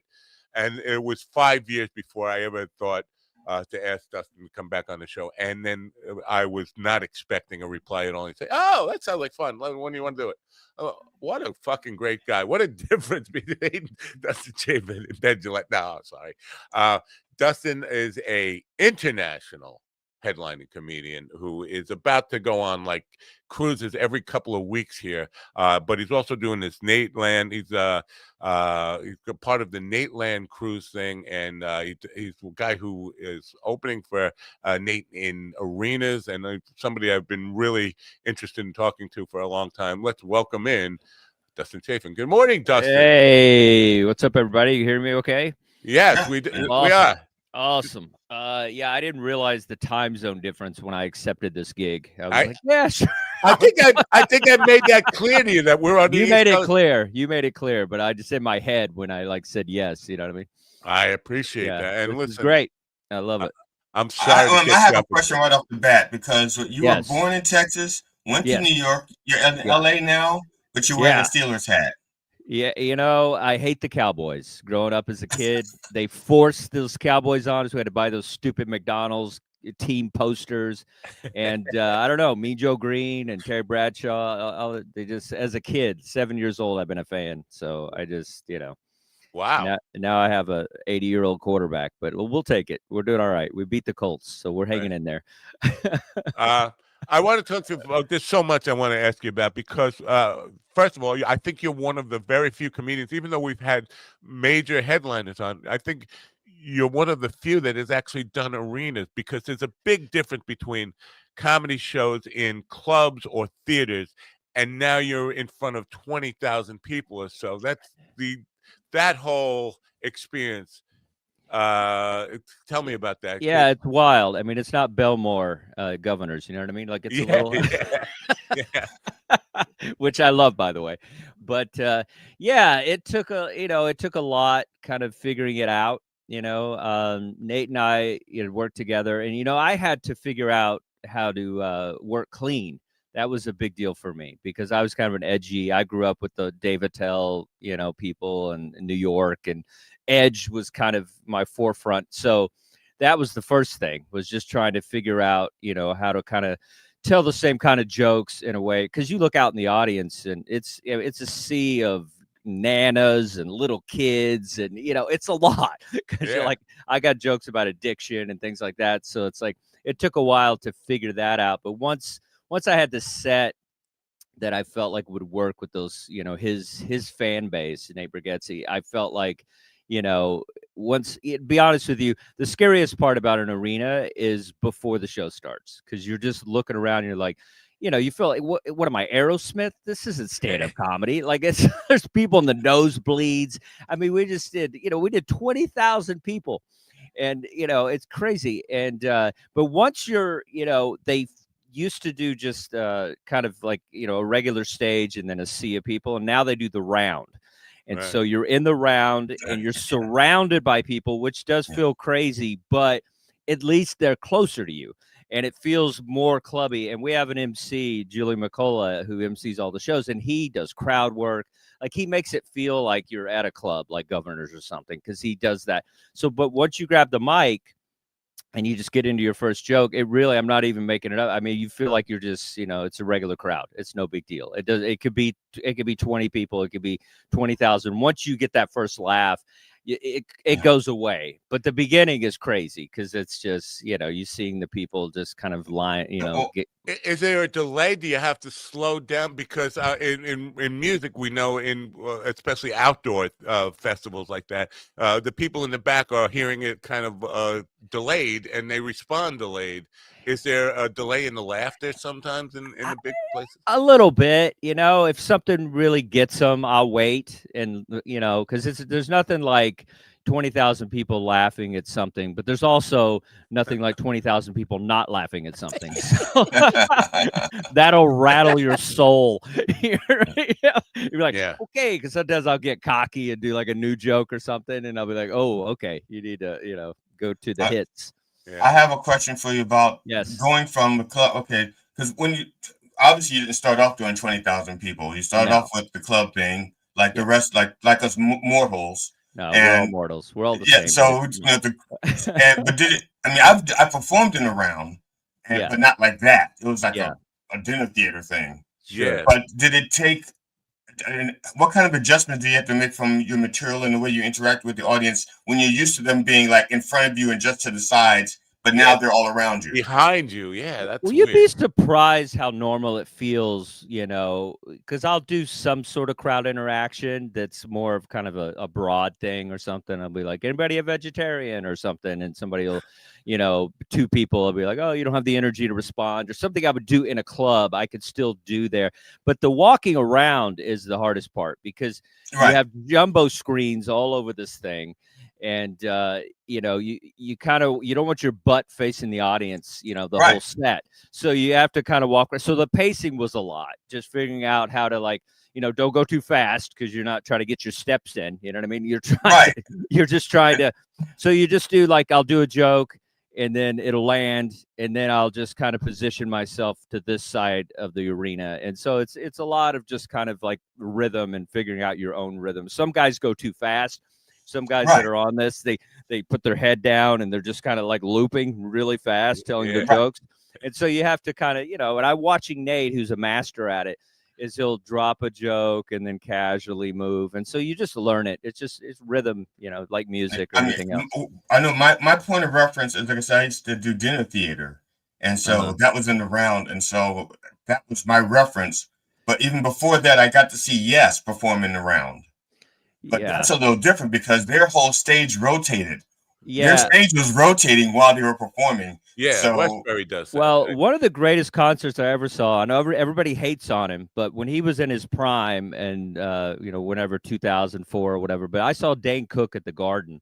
We'd gotten tickets or something, and I'd never seen anything like that in my life. And it was unbelievable how he worked the round. He's so physical, and it was unbelievable. It was like being at a U2 concert. He did his set. Lights went out, and he did an encore. I'd never seen a comedian just go off stage, and they were throwing like Boston caps on the stage and bras and panties. It was crazy. And then he goes back up. Lights go back on. He goes back up and does another 7 minutes and kills it. And so that was the first time I saw someone do that. And so I just that was a little bit of a reference for me. I was thinking about panties though. I do a lot of nursing home facilities now, and I've actually had panties. I've had the pens thrown at me, and I was like, "There's got to be some comedy in this whole idea," because it has happened. Literally has happened where a woman has thrown the pens at me, and it's like hilarious. I'm not sure that. Well, I do nursing homes too. They're called cruises. So I want to talk to you about that, but first of all, you just mentioned I had to work clean, and in a way, you're like a Frank Zappa of comedy, where people didn't. He was very clean, but people had this perception that he was dirty and profane. You're doing stuff that is still dark, that people don't perceive you as a clean comic, even though you're working clean. Right? Yeah, I think, if I could talk to young comics out there, I feel like every comic should just have a full toolbox and a skill set that they could do any room, anytime, anywhere. I feel like a lot of us, when we start out, we want to be Sam Kinison or Bill Hicks or something, and Richard Pryor. Like, we have this thing, we want to just be this groundbreaking, edgy comedian.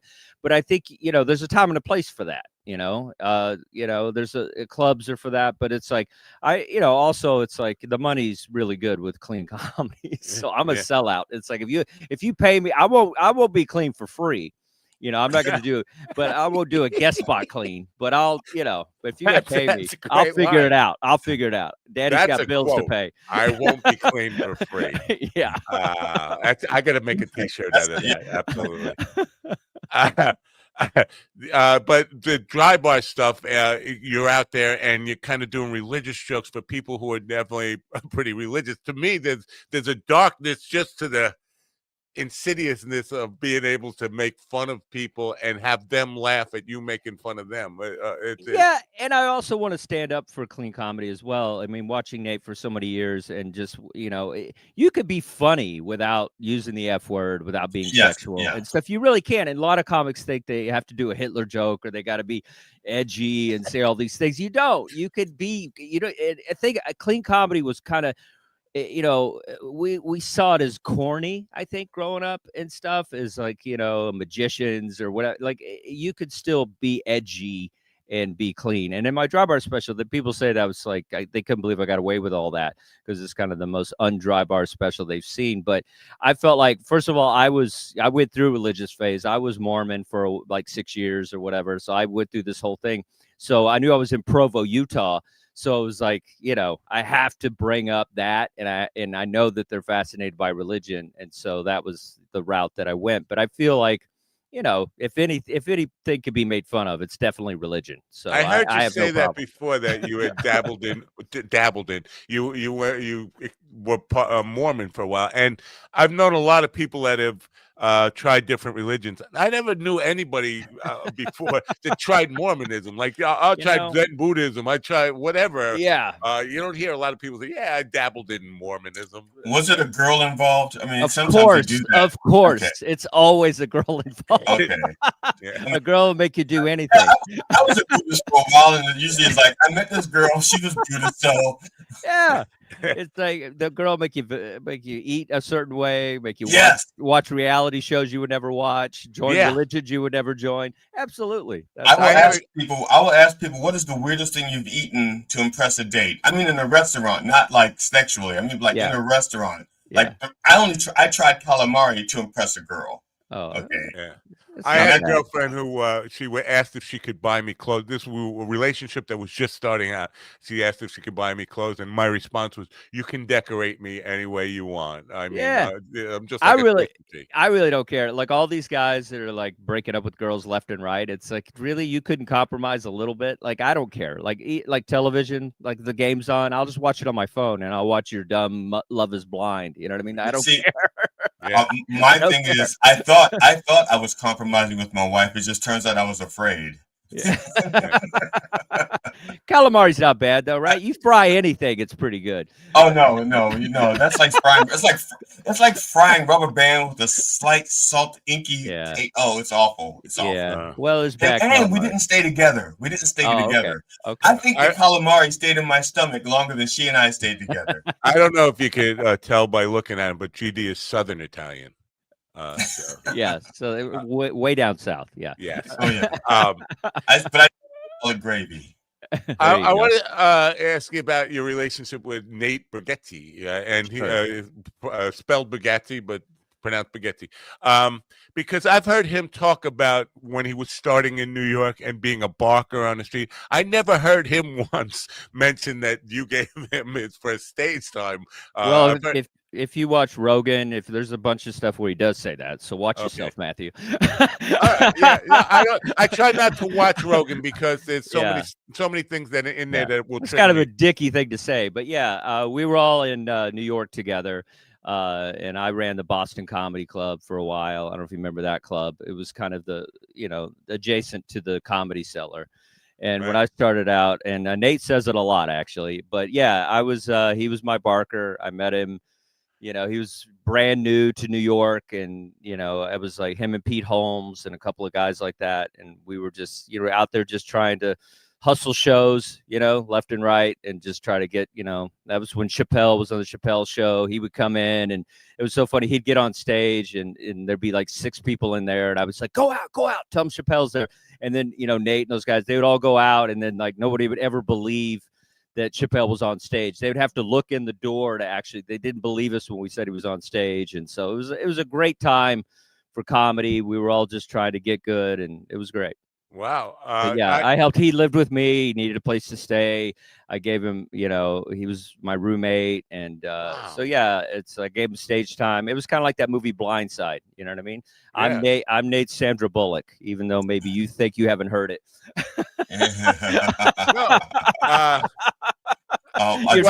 You're doubting my friendship of a guy of over 25 years. I have heard it from everybody who knows you too, and I've talked to a lot of people who that's the first thing they bring up whenever I talk about now. Dustin gave him his first exposure in comedy. It's like, wow, why don't I hear him say that?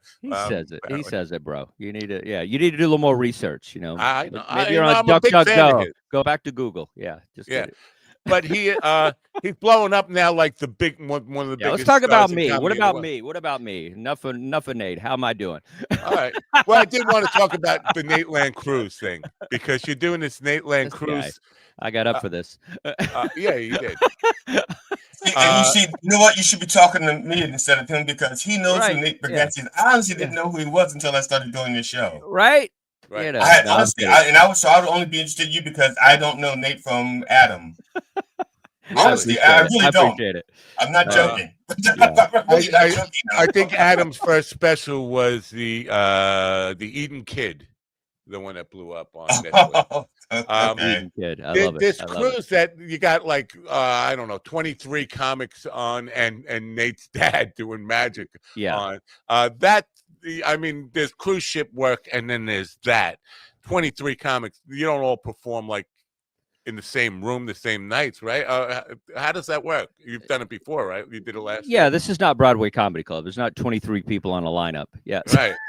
So it's an event. It's there's going to be podcasts throughout the the day. It's a full day of comedy. They'll have probably there's probably 3 shows going on at once. There's going to be different venues on the ship for, different types of comedians that they want to see. And then Nate will do probably a big one at later in the night, that kind of thing. So it's going to be just a festival of kind of Nate's comedy, all the guys that he likes. And it's going to be a lot of fun. I'm excited. Wow. Well, I'm kind of curious because there's 27 people, there's a number of people on the cruise ship performing. How do you get selected to be on it? Because, like, for example, I am rated the 1,186,772nd funniest comedian on the planet. And I've won the worst comedy special award of all time, worst comedy special of all time award. I like so how could like someone, a low life like me, be one of the 28th person to be on there or something?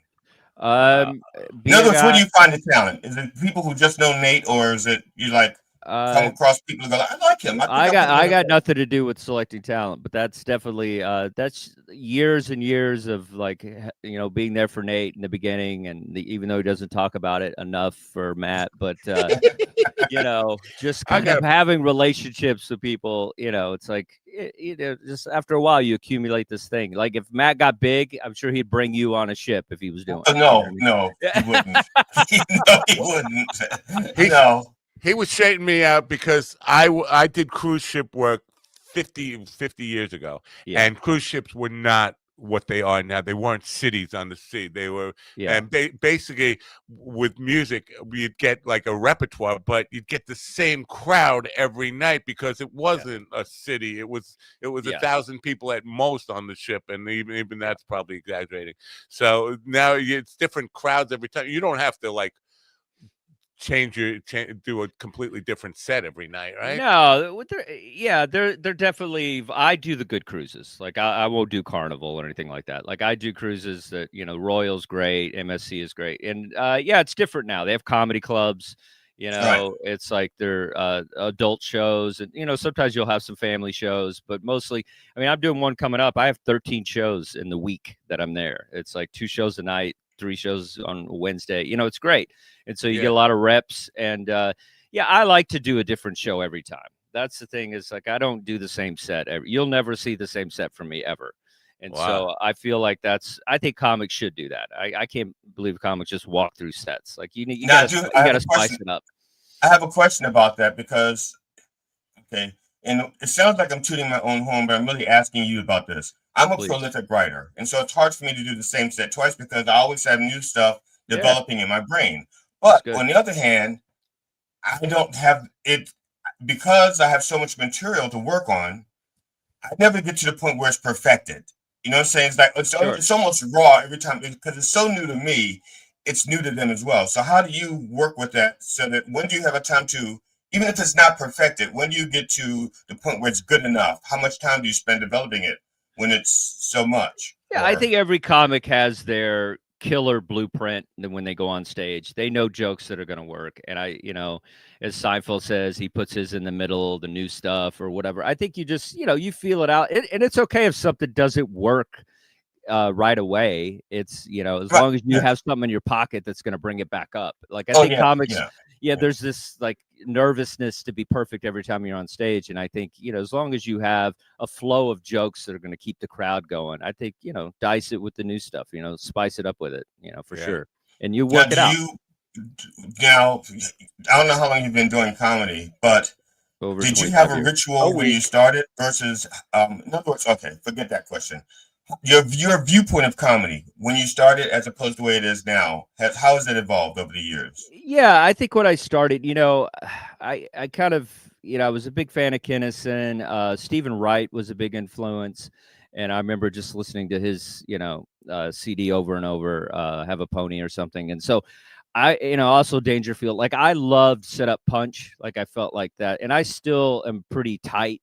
Like I'll get to the punch pretty quickly. You're not going to see. There's not a lot of words. I'm very much, I'm concise with the jokes. But I think over the years, I've kind of done a little more storytelling on stage. I headlined in the Looney Bin in Tulsa this past weekend, and it was great to do an hour because it's like you could kind of relax and tell stories. And so there's many times where I just felt like I got to be bam, bam, bam, bam, bam. But I think now I'm taking time to kind of like break out with more storytelling because once there was a comedian one time, Vic Henley, rest in peace, great comedian, Southern guy, and he told me one time, he says, "You're more interesting than your act." And when he said that to me, it's like it kind of put a light bulb, and I was like, yeah, I'm not getting into the stuff that is interesting about me. I'm just worrying about the audience laughing at weed jokes or whatever jokes that I know are going to hit. And so once that, I started kind of getting more in tune with like my story being, interesting to the audience as opposed to just trying to make them laugh all the time. I think it really changed kind of how I do comedy when I'm up there. Is like, I could take a risk. I could tell a story, even if it doesn't get to the punch right away. I could just be, just take a risk and be okay with that risk. Wow. So what is, because I'm sure you've had interactions with the audiences after the shows. What is like the one audience reaction that you will take with you to like your dying day? Like when you're feeling bad, if you're feeling bad after the show, you remember this one member of the audience said this to you, and it kind of brings you up. I mean, sometimes I ignore them most of the time when I get off stage because I'm always afraid. After the show, I'm always afraid. I was afraid they're going to say something dumb that's going to make me mad. I'll be honest with you. I'm the guy that hangs out in the green room for sometimes, 20 minutes. Hey, Justin, how come Nate doesn't mention you more often? Exactly. What kind of crap is that? I can see it. I think the paycheck says enough. You know what I mean? Oh, okay. Oh, I haven't gotten to that point. He doesn't have to talk about me. You know what I mean? Okay. I'm just trying to point out what a dick could look like. And remember, just a call. Yeah. That was my callback to what. I know. I'm just saying. I think him taking care of me is plenty. I don't need him to say Dustin changed my life in every interview. Yeah, well, I'm still running my comedy business like a nonprofit. So. Hey, that's a good racket. That's a good racket, man. Well, I need the audiences. Built me up once in a while. Well, I had a special moment. It wasn't necessarily what somebody said, but it was wild. I was in Tulsa this past weekend, and I was on stage. I don't know if you ever had, I'm sure you had. I mean, you guys play governors, rowdy audiences. And I was on stage, and I was talking to some guy, and he asked him what he was going to be what he was for Halloween when he was a kid, and he said Dr. Gravokian or something. It was silly, and it got to the point, and then I just said something about the military. And I was like, and he's like, I was in the military. And I was like, no, you weren't. And it was just like, they have to do a psych evaluation, all this stuff. And then all of a sudden he pulled up his prosthetic leg. He just raised it into the audience and was waving his leg in the audience. And I was like, that is crazy. And then it was very funny. And we were back and forth. And after the show, of course I got a picture with his leg. And then we started talking. I said, yeah, I've done like 13 USO tours across, the world, war zones, whatever. And he goes, were you in Camp Victory in Iraq? And I was like, yeah. And it came out, he saw me in Iraq do comedy, for the troops. And then I saw him in Tulsa, Oklahoma. It was. But he probably had both his legs when he was in Iraq. He did. And we were talking. And so it was a crazy kind of interaction. And like, and we were just, just how he was thanking me so much for all the, work I've done for the troops and things like that. And so that was like a special moment. So I have a lot of special moments. I don't know if there's one where, somebody, I take with me, but I take the laughs. I remember all the good sets and good interactions with people. Anybody that says I'm funny is something I take with me. Somebody that says I really enjoyed you, that's enough for me. You don't. Well, the thing that would get me on a cruise ship, because a lot of comedians do the mandatory or obligatory meet and greets after shows and stuff like that. But being on a cruise ship, it's almost like you're bound to see do you hide in your cabin or whatever and not go out or wear a disguise? Yeah. I'm pretty new to the cruise ship thing. I started this year. I've only done about 6 of them. And so I'm brand new to the whole thing. And yeah, it took a minute. It took a minute to figure out the set. It took a minute to deal with that. You do see people, that maybe they didn't enjoy the show, and you got to stand in line for the roast beef, and they're talking to you about your comedy, and you just want to eat, and so Right. you can't run away, because that's the thing in clubs is like it doesn't go well. You could just take off, but you're just stuck on that boat. But I've learned to kind of like, deal with it, and like maybe I'll just do things later. I'll eat later, go to the gym later. But the sets have started going well, so I don't care anymore. It's like I'll just be like, yeah, whatever. You didn't like that joke, but most people are pretty nice. Nobody really sabotages me or something. But sometimes you'll be surprised. Like there'd be one guy who's like, hey, I heard you on WTF with Marin and all this stuff, and then you just don't think you're gonna get that kind of cruise person on the Right. You think it's just going to be a bunch of old people, but sometimes there's some cool people on there that get what you're doing or fans of comedy. So it's enjoyable. I like talking to them now. I'm just looking at your website right now. New website, by the way, DustinChafin.com. You can go there. Links in the description. But on here, I'm seeing like it's cruise after cruise. Like you get like 3 days in between, or sometimes a week in between. But constant cruise works for almost the next year. You just starting. That's going to be like getting your land legs back to do like clubs and theaters. After that, it's going to be a little bit of yeah. Well, I'm doing some Nate stuff as well. I have an agreement where I can just take off and do those and come back, and I'll do some club stuff as well. But my thing is like you go where the work is, man. It's like it's like if they're gonna book me, I'll bank that money and just and I figure it out, but I don't care. I just want to work. I totally get it. But here's why I bring this up, because somebody who is a well-known headlining comedian the other day was saying stuff about, I love my job. I love doing stand-up comedy, but I hate having to be constantly self-promoting. I really hate it's part of my life that is a part that you can't ignore. I have to do that. And I think the cruise ships, you don't have to do that for, like, because you're not selling tickets on the right. It's a built-in audience. It's pretty sweet. Yeah, you don't have to do your stupid TikTok video. You just show up and there's a full audience. So yeah, that is definitely part of the lore. I love that. And so now, if you're going to be doing like almost a year straight on these things, or does that kind of, and you probably wouldn't know yet, but do you think it will give you more creative energy to come up with more time to just be you and not having to be, I'm headlining in Tulsa this weekend, come on out, and like all that kind of stuff that you don't have to do anymore. Yeah, and I enjoy being on the cruise. It's pretty sweet. The food's great. You get to go to like different places, and I enjoy it. It's like I also think you age into cruises. Like I'm glad I didn't do cruises, early. Like I feel like I'm at the age, most people are my age on the cruise or older.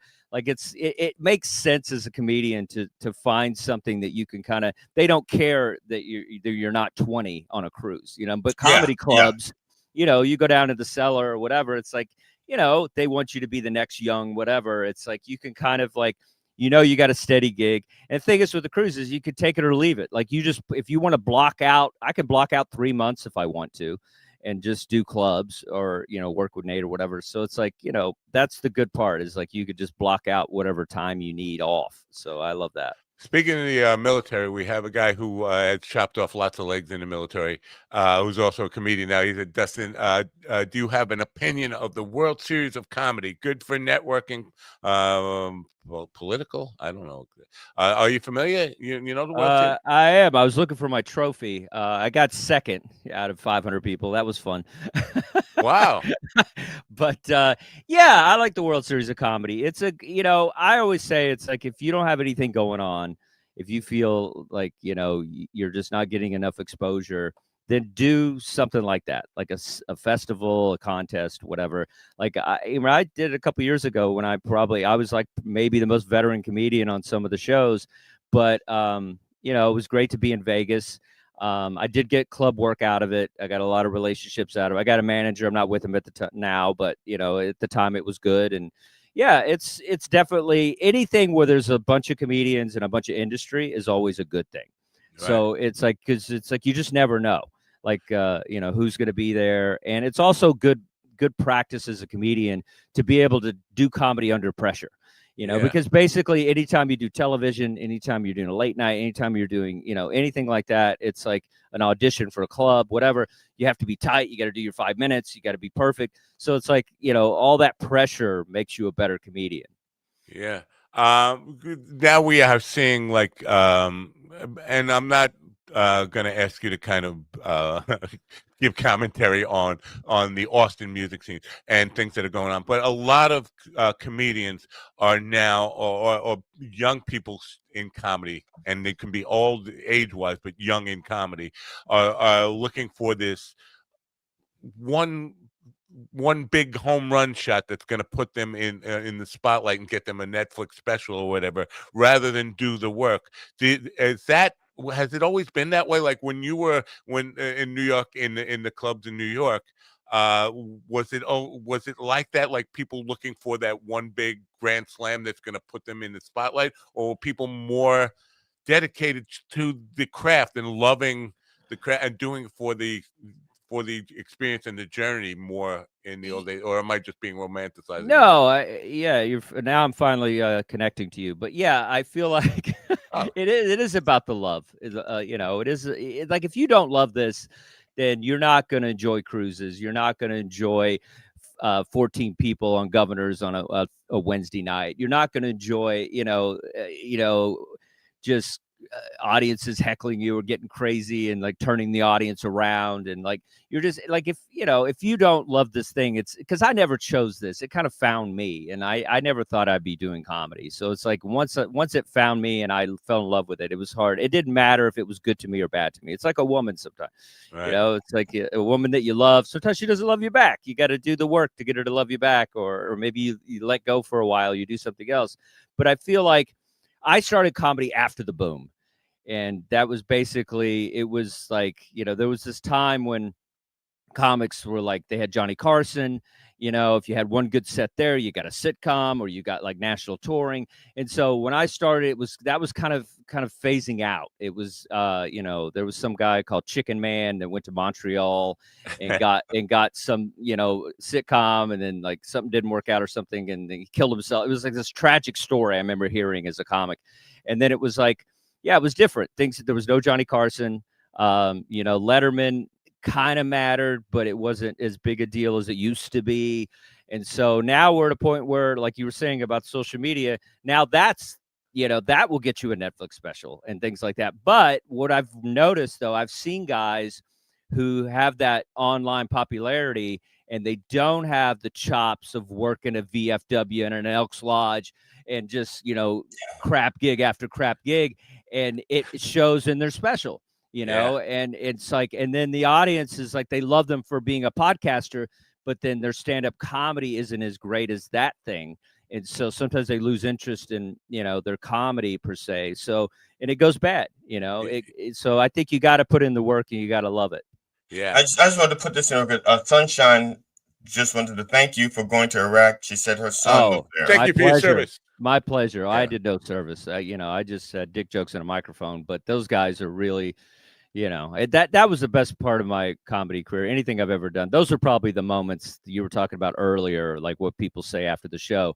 Those are probably the best moments when you got these kids that are out there, 18, 19, just 20 years old, just in the middle of the desert. There's bombs and crazy stuff. They don't know if they're going to come back. And then you get to get up there and do a joke about McDonald's or something. And it makes them feel, less homesick because somebody's bringing kind of their life to the base. And so it was very beautiful thing to just be able to kind of like be with those guys. And it was funny too. We do shows sometimes it'd just be like, 20 like special ops guys. They got their machine guns, in their laps. And I'm just like, I hope this goes well. Because these guys are just ready to aim and fire at any given moment. But so it was a beautiful thing, man. How long have you been doing comedy, Justin? I'm asking. I started about 2000-ish, so about 25, I guess. Wow. Okay, I was curious because I opened for a headliner who been doing comedy for a while, and he was doing the same material that he started doing like in the 80s, I think. Yeah. And he was so miserable. Even though he was the headline, he was miserable because it's almost like I wish I he was playing a small 150 seat club. Okay, and I'm sure at one point in his career he was like much bigger venues. Sure. But now he's reduced to 150 seat places, and he didn't have the joy anymore. And he should stop. He should stop, but he didn't. Well, you can't stop. It's a drug that, even like I said, even if it's bad to us, sometimes you need the hit. But comedy, it doesn't matter, man. Even if when it sucks, it's better than any other job. Like, you know what I mean? You don't have to put a name tag on. You don't have to deal with customer service. Like, boo-hoo, that guy. At least he had his shine. You know what I mean? That's what I was thinking. Yeah, I was like, look, at least you made it. You know, I'm still struggling, you know? Yeah, I didn't get 150 on the Late Show in Tulsa. Like, that's not, shut up, dude. Like, just, I hate comics that complain about what they had it big, now they don't. And if you're doing the same jokes over and over and you don't enjoy your jokes, I do some old jokes, but I enjoy my jokes every time I tell them. I never go, oh, there's that dumb joke again. I was like, oh, it kills. That's my baby. I had that moment of gratitude last night because I was coming home I do paint parties and I do music shows, and not on the national level, but I'm complaining about my life. And I'm like, you know how many people would kill to have the life that I have? I don't work a regular job. All I do is go out and entertain people. Dude, I buy whatever I want. I eat whatever I want. I live in Hollywood in a sweet apartment. I got a beautiful girl. It's like I got 2 dogs. Like, I'm living my life. Wait, like, who cares? You have a beautiful girl? I do. Not baby girl. Girlfriend. Yeah. You must be funny because you. No, she's funnier than me. She's a comedian. She's great.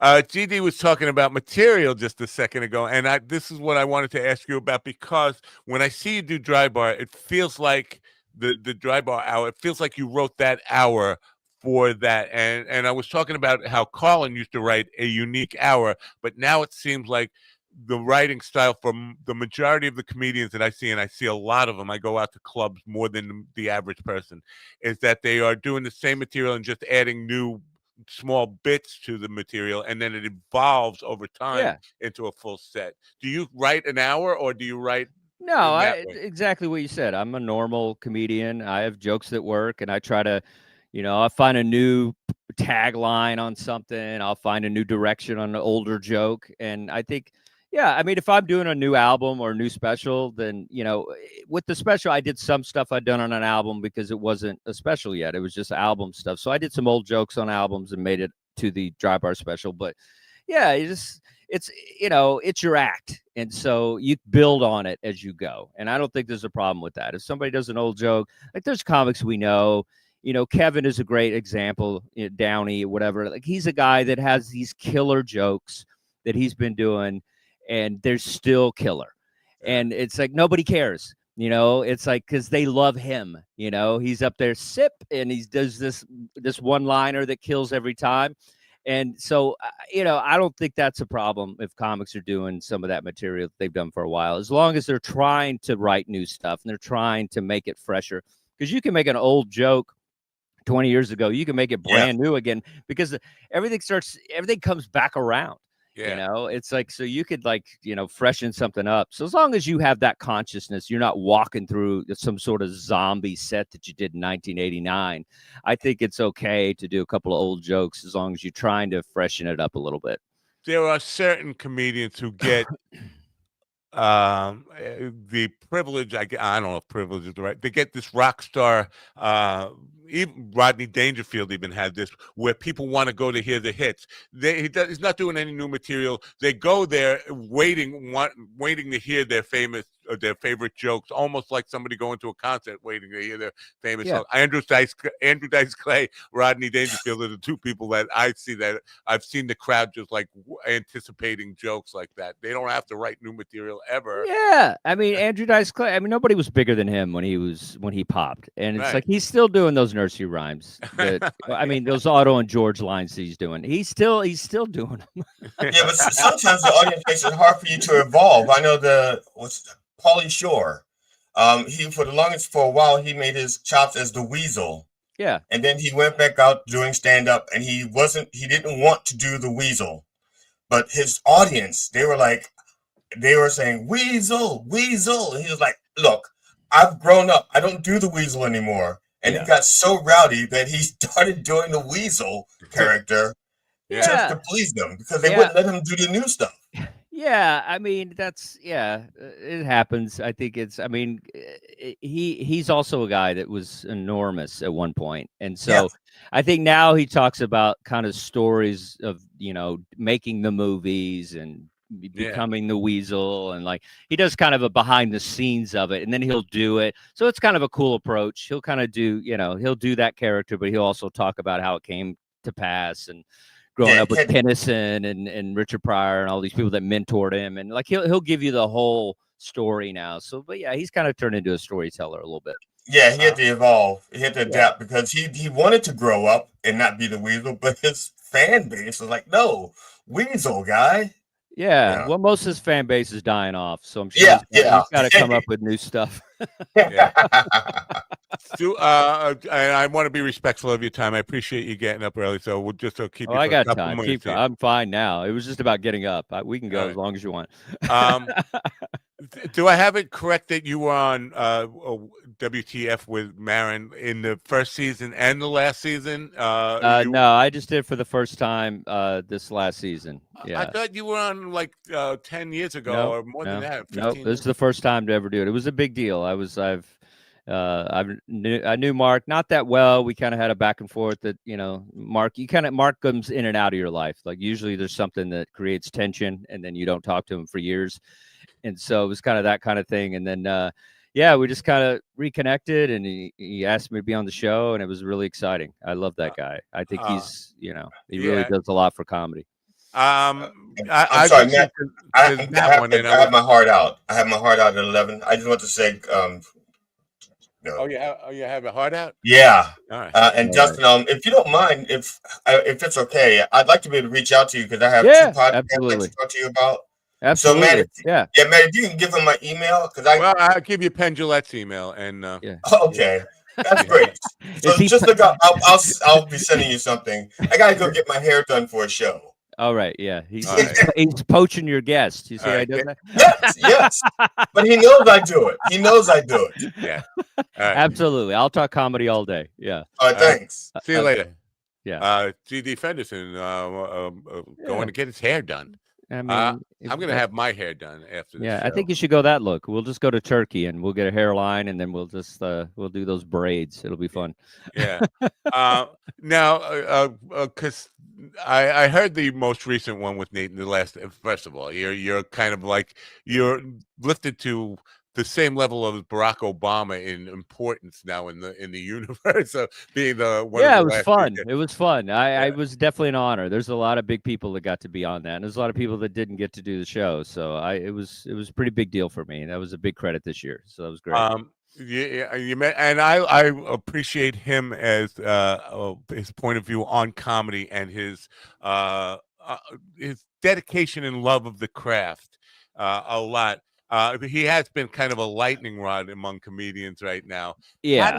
How do you kind of not get in the middle of that? Like you have friends who love him, you have friends who hate him, and you have respect for him, and you just want to not get involved in that.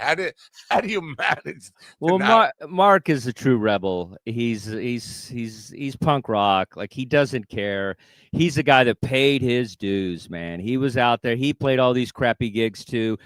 And he was a guy that, his comedy was it's close to kind of like this Bill Hicks energy where it's like not for everybody. And if you're into what he's doing and you're definitely locked in, but there's a lot of audiences that I'm sure were very tough for him. And so he played a lot of gigs that, that probably, he shouldn't have been playing, to be honest with you. But it's like he's definitely a guy that did the same route as everybody else. And they tried to do so many different things with him early on, and they didn't all work out. It's like they tried to do the talk show thing with him on VH1. They tried to do the Air America radio thing with him. They tried to do so many different things, and he's a guy that just kept plugging.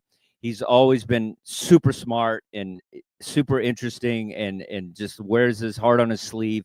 And eventually the podcast thing, he kind of was the first guy to do that, to kind of like open this thing up as far as conversations between comedians and actors and things. And so he was like, kind of a pioneer of this thing we're doing right now as we speak. And so the fact that he's always kind of been a guy that was kind of on the forefront. I Yeah. feel like I was into Mark early on. I was like, this guy's hilarious. He doesn't give a shit. Like, he'll get on stage and just go. He doesn't care if you like it. He's going to go down that journey, and hopefully you get on board. But he doesn't care if you don't. I've seen that guy do prom shows at Gotham Comedy Club, and then the parents tried to sue the club because he called some girl a C word. And so it was like, it's like I've seen that guy in every aspect. And so to watch him like explode into this kind of underground thing that he did is really, really cool. And I love his comedy. It's like, I think it's very introspective stuff. Like he's really in the cut. He's always in the cutting edge. I think he's really very underrated stand-up. I love him. And I think, he what I love about him is he's smart. Like there's so many parts of America, parts of our culture right now that is turning against like smart comedy. Good, whatever. We like prop comics, we like silly comics, we like crowd work. Lots of crowd work. And I know you do crowd work, and a lot of people do it and I appreciate it when it's effective and has its place. But I think some now people don't bother to do any material. They just go up and just think, oh, well, I'm just gonna talk to the people all the time, which is great if you can be funny doing that. Yeah, I mean, that's the beauty of comedy. There's something for everybody. Some people love a juggler, comedian, and some people love somebody that interacts. I mean, as far as crowd work goes, it's like, I try to model, like Don Rickles. I got to meet him once. Like, Don Rickles was the king of kind of like going into the crowd, but he always had material, that was that connected to whatever he was, wherever he was going in the crowd, there was a joke there. So as long as you have jokes in the crowd, I mean, comics that aren't good at it, there's guitarists that do guitar solos that have no business doing guitar solos. You know what I mean? Yes. Same with comics that do crowd work. It's like some people are good at it, some people aren't. And I'm into it. If I'm in a live audience, like if you're at Governor's and you don't do crowd work, you're probably going to eat it. It's like, you mentioned Attell before and coming up with him. And last time I saw Attell at Governor's was about a year ago, and it was very unsettling to me. There was a guy who got up because Attell was doing some crowd work. The guy just got up, stood up, and like stood right in front of the stage. It wasn't his, and he was like, "See me, I'm here, use me." And Attell was completely ignoring him. And I was thinking, well, this is creepy, man. This guy is like a potential stalker. Like he's just, please put me in your show. And Attell was refusing. Does it ever get uncomfortable? Because to me, as an audience member, that was uncomfortable. Well, I love that. I love the idea that, like, one of our greatest comedians, Dave Attell, who is a terrific joke writer, and I love his crowd work because it's different than anybody else's. Like, it's this weird kind of like har har har. Like, he just goes into the crowd. He has a special. I don't know if you've seen it. It's on Comedy Central. I don't think it's streaming anywhere else. But it's basically he's just doing crowd work in different cities, and it's so funny. Yeah. People have their iPhones out and everything. It's so funny. But yeah, it could get weird. I mean, I've been punched on stage. I got in a fist fight on stage once. I used to drink a lot, and I remember getting on stage, and I don't know if you ever done this where you're watching a show and there's somebody heckling every comedian, and you're just mad before you even grab the microphone. Right. And so you're just mad at the audience. You're mad they're disrespecting your fellow comedians. And I got on stage one night, and I was just too drunk to be on stage. I'd done shots with Brian Regan at Caroline's, and because I was like, how am I not going to drink with this guy? And so I get way too drunk that, I have a spot. So I stumble over to this club, and then I'm like just too wasted to get on stage. And then, he says one thing, and I just yell at him, and I'm calling him all kinds of obscenities. And then I look to the left. Next thing you know, there's a fist just hits me. My cowboy hat flies off. I'm like, I'll try to get it together. Drunk. He tries to hit me again. I have like a Harley watch on, so it's pretty sturdy. It bursts. It almost, I think it might really hurt his hand. And so his hand's bleeding. And then he runs out, and there's no security at this club. And so I have to go back on stage and like fumble through it and figure it out. But it's like crazy things happen all the time. And I'm okay with it. I was a punk rocker and, in high school and stuff. So I get what, I don't care. I do it for the danger. Like, it doesn't bother me. I mean, I think we should be protected. I don't think comics should fear for their life when they're on stage. But if somebody's weird and drunk, that's part of the gig. If you're still playing clubs, then in, places where they serve alcohol, because it's the only art form where they force the audience to drink before we ever grab a microphone. Nobody's forcing you to drink at the Playwright. You're about to go see Kill a Mockingbird. Nobody's like, all right, get your 2 drinks before we start this play. So it's, you got to know going in, it could turn any moment, and you got to be ready. And like the guy waving his prosthetic leg or what, like I know and to me, it could be electric and it could be a lot of fun for the audience, but sometimes it can be weird. And my biggest thing is, like, if you want to interact with the comedian, that's great. There's a couple of rules to it, to the audiences that see comedy. Number one, don't step on the punchline. Let the comic be funny. Like, let him land the joke, or her, let them land the joke. Boy. And then if there's a moment, maybe you want to like interact, or let's say they're making fun of a college, you went to that college, you should bring that up. That's very funny, but let them land the joke first. And number two, don't talk to each other. That's worse than any heckle you'll ever get. Yeah. Don't just be talking to somebody while the comic's on stage. That's disrespectful. That's way more disrespectful than a heckle. So yeah, have fun with it. It could be electric. It could be an interaction thing. But if the comedian is obviously not into it, then don't do it. Yeah. Like, there's some comedians, they fly with it. I thrive in chaos. Like, I can make it funny, but not every comedian can. Right. There's some comedians that just want to do their jokes. They don't want, they're kind of scared of the audience. They don't really look at the audience. Like, so if a comic is up there and he just wants to do jokes and you try to say something and they don't interact, then don't push it. Like, there's kind of this contract we make with the audience, and the audience should be on board with it. And so I hate it when they're disrespectful in that way. But it's like, when somebody's drunk, they want to have a good time, and it's like they can see that you're fun and they want to be fun with you. That's fine. And but also, as a comedian, not everybody's good at it. And if you're not good at it, then don't ask them questions. And as a consumer, I want to just pass this along for the audience, because I mentioned I go to a lot of. Last year, I went to 32 different live comedy shows, and you have to know who not to bring. Who's going to be not a good comedy club patron. Don't bring them with you. Well, especially somebody that can't handle their liquor. Yeah. If somebody, every time you go, and like if you hang out with Susan and she cries every time you take her drinking at the bar, don't take her to a comedy show. Yeah. Crying Susan should not be at your late show. Or even somebody who needs to always ask you for, like, look at you for permission to laugh at stuff. Like, they can't just enjoy it. If you're not fun, comedy may not be for you. But I've also seen people that aren't fun people thoroughly enjoy it. They just don't show it on their face. They're not big laughers. I was in Sweden doing comedy. I did the Stockholm Comedy Festival, and we were out there. I was Amy Schumer, a bunch of people, and we were on stage, and it's like they don't laugh like we laugh in America. They just clap. And so they don't enjoy music too. I've done shows there where I thought I bombed, and everybody came up to me after the show, said how much they enjoyed it. Yeah. But at least with music, you could kind of drown out the awkwardness. But when but when you're on stage and something gets, you're like, is that an applause break? Or is that, because it's kind of a weird clap? It's not really like an applause break, that you get on a great joke. It's just every joke is like, okay, they're just clapping. So you just got to get used to it. And not all audiences, are the same. So you just have to kind of adapt to each one.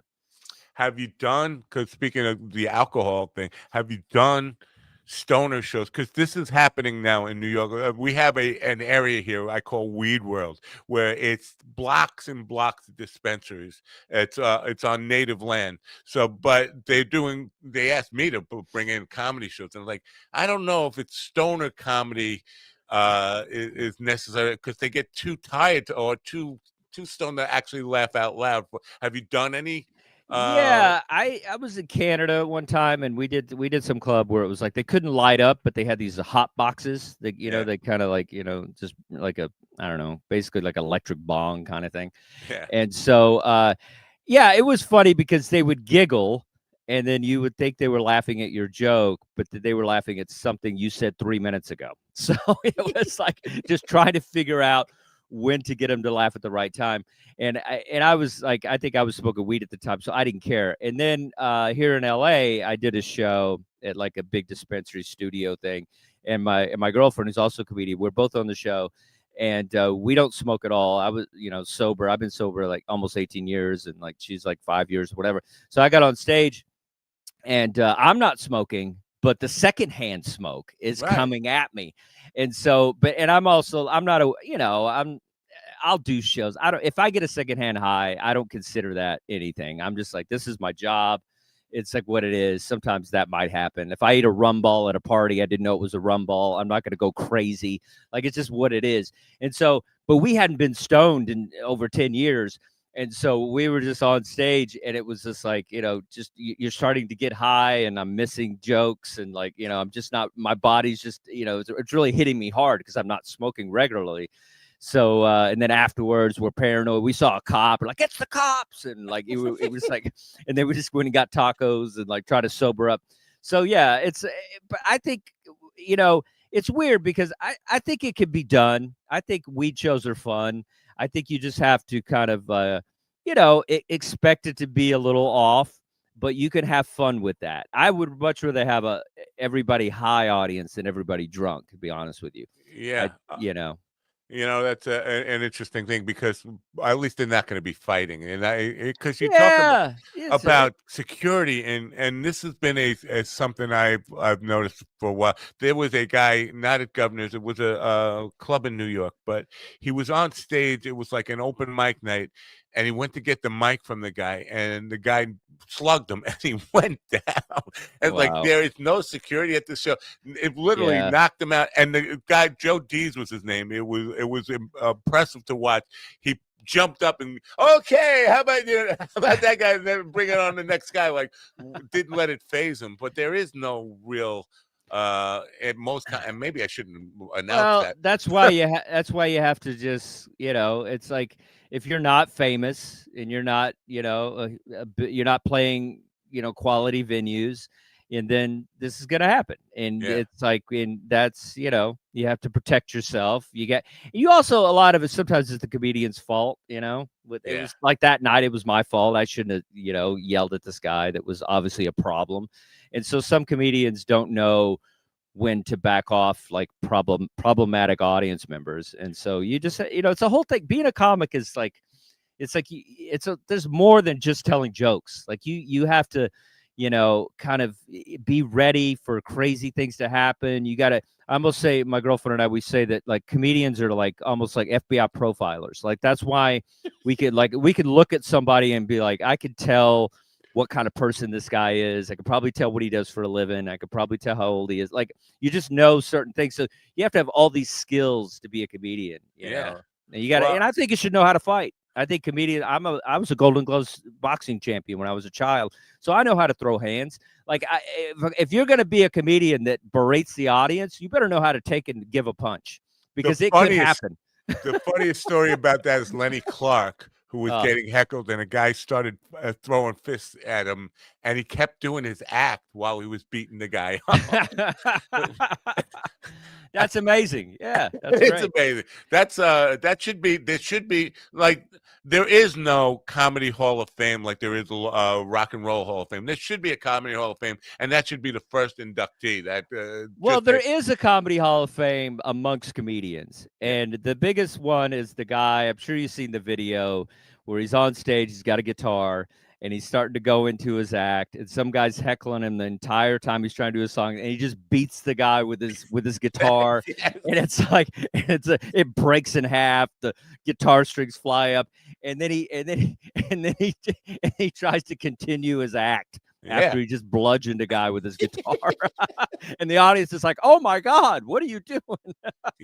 I've done that in music, and it didn't get the same response. But did you hit a guy with a guitar? I did, with a Fender Stratocaster, which had some weight to it. That'll kill you. That's a whole long story. But the guy was in my face. He threw a drink on my shoes, and I was like, that's the last straw, and I hit him with Yeah. the guitar and did some damage to him. And Well, that's the difference between, like, a lot of times, one positive thing I will say about this kind of social media explosion for comedians, it's like, at least with that, they're there to see you. Most of the people that sell out shows because they're TikTok sensations or whatever, it's, we can make fun of them all we want, but, it's pretty great that, like, those people are there to see your comedy. A lot of times we're grabbing the microphone. They don't know who we are. We have 3 minutes to get them, right. and it's like, they don't have respect for you because they don't know you. You're not a household name. And so you have to prove yourself. So that is the frustrating part sometimes, being a comedian, when you just show up to a show and they don't know who you are, because you have to prove yourself. And in doing that, there might be people that aren't into you. And so you have to worry about, somebody being rowdy and causing a problem. But I tell you, that mic stand is a pretty good weapon as well. I know. So I know. Did you bookmark mentally that moment where you made what you're talking about, this transition from being a guy who they came to see, maybe the headliner they knew, and you were part of that show, to that first time people were coming to see you? Do you make a mental bookmark of that, and that's like one of the memories that you live with your whole life, is that moment people were actually coming to see you, not you are part of a show where they're coming to see the headline? Yeah, I mean, I just love comedy. It's like, if you're there to see me because of something online, or you saw me years ago, you want to see me again, or you bought an album or something. It's like, yeah, I mean, I love that. There's nothing better than that. And then sometimes this is actually funny, is we're talking about, new material or whatever, but I've been on stage where I kind of did the set that was my album, and then somebody had bought the album and they were angry that I didn't do all new stuff, and I was like, well, I'm sorry, dude, the Rolling Stones could break out Satisfaction. Why can't I break out that funny Jehovah joke that I've been doing for 10 years? I love that Jehovah joke. Listen, I had to pinch myself to say, don't ask him to do the Jehovah joke. You sound like a fucking fanboy retard. It's just like, but that's of your material. That I don't laugh loud at things I watch on a computer. Laugh out loud. I sometimes laughing. That had me like busting out laughing to the point my wife said, "What's so funny?" That's great. That's great. Yeah. I appreciate that. Once in a while you have a joke that just really hits, and that's a joke. It's like I break it out when I need to bump the audience up, and that's one of those toolbox jokes that it works. And I do a lot of religious stuff, so I can kind of sprinkle it in there with the other stuff. But it's fun when you have a joke you like and it works. I'm going to let you go after. I just wanted one more thing, because Sunshine says, sounds like a real go-getter. You must have a lot of energy and love people. The love people thing is the thing I want for the benefit of people who are starting in comedy, ambitious in having a comedy career. The importance of being a people person. Because a lot of you get into comedy, a lot of people are introverts or whatever. Some of them were bullied. A lot of them have psychological issues with anybody in performing arts. So that part about building networking and becoming a people person, was that natural to you? Did you have to work on that? I wouldn't say I'm a people person. I still I'm like everybody else. Sometimes I like crowds and sometimes I don't. As a comedian, it's a weird thing because you're always in front of people. But I don't love everybody. There's sometimes I feel like I love a good crowd, but when somebody's a jerk or whatever, I'll definitely my natural instinct is to kind of react to that, and I don't like it. But I'm getting better at, like, especially the way we are now, with the way times are now, and the split and the division of the world, and everybody's one way or the other or whatever. I think you have to kind of put yourself in their place a little bit. You got to put, like, being somebody that comes from, sobriety or whatever. Like I used to be the drunk guy that yelled out, so I can't get mad at the guy because I was that guy. I get that. So I can't get angry because somebody's drunk and rowdy because I was that way. And same with everything else. If someone's, doesn't agree with me politically, I have family members that are like that we don't gel politically or whatever.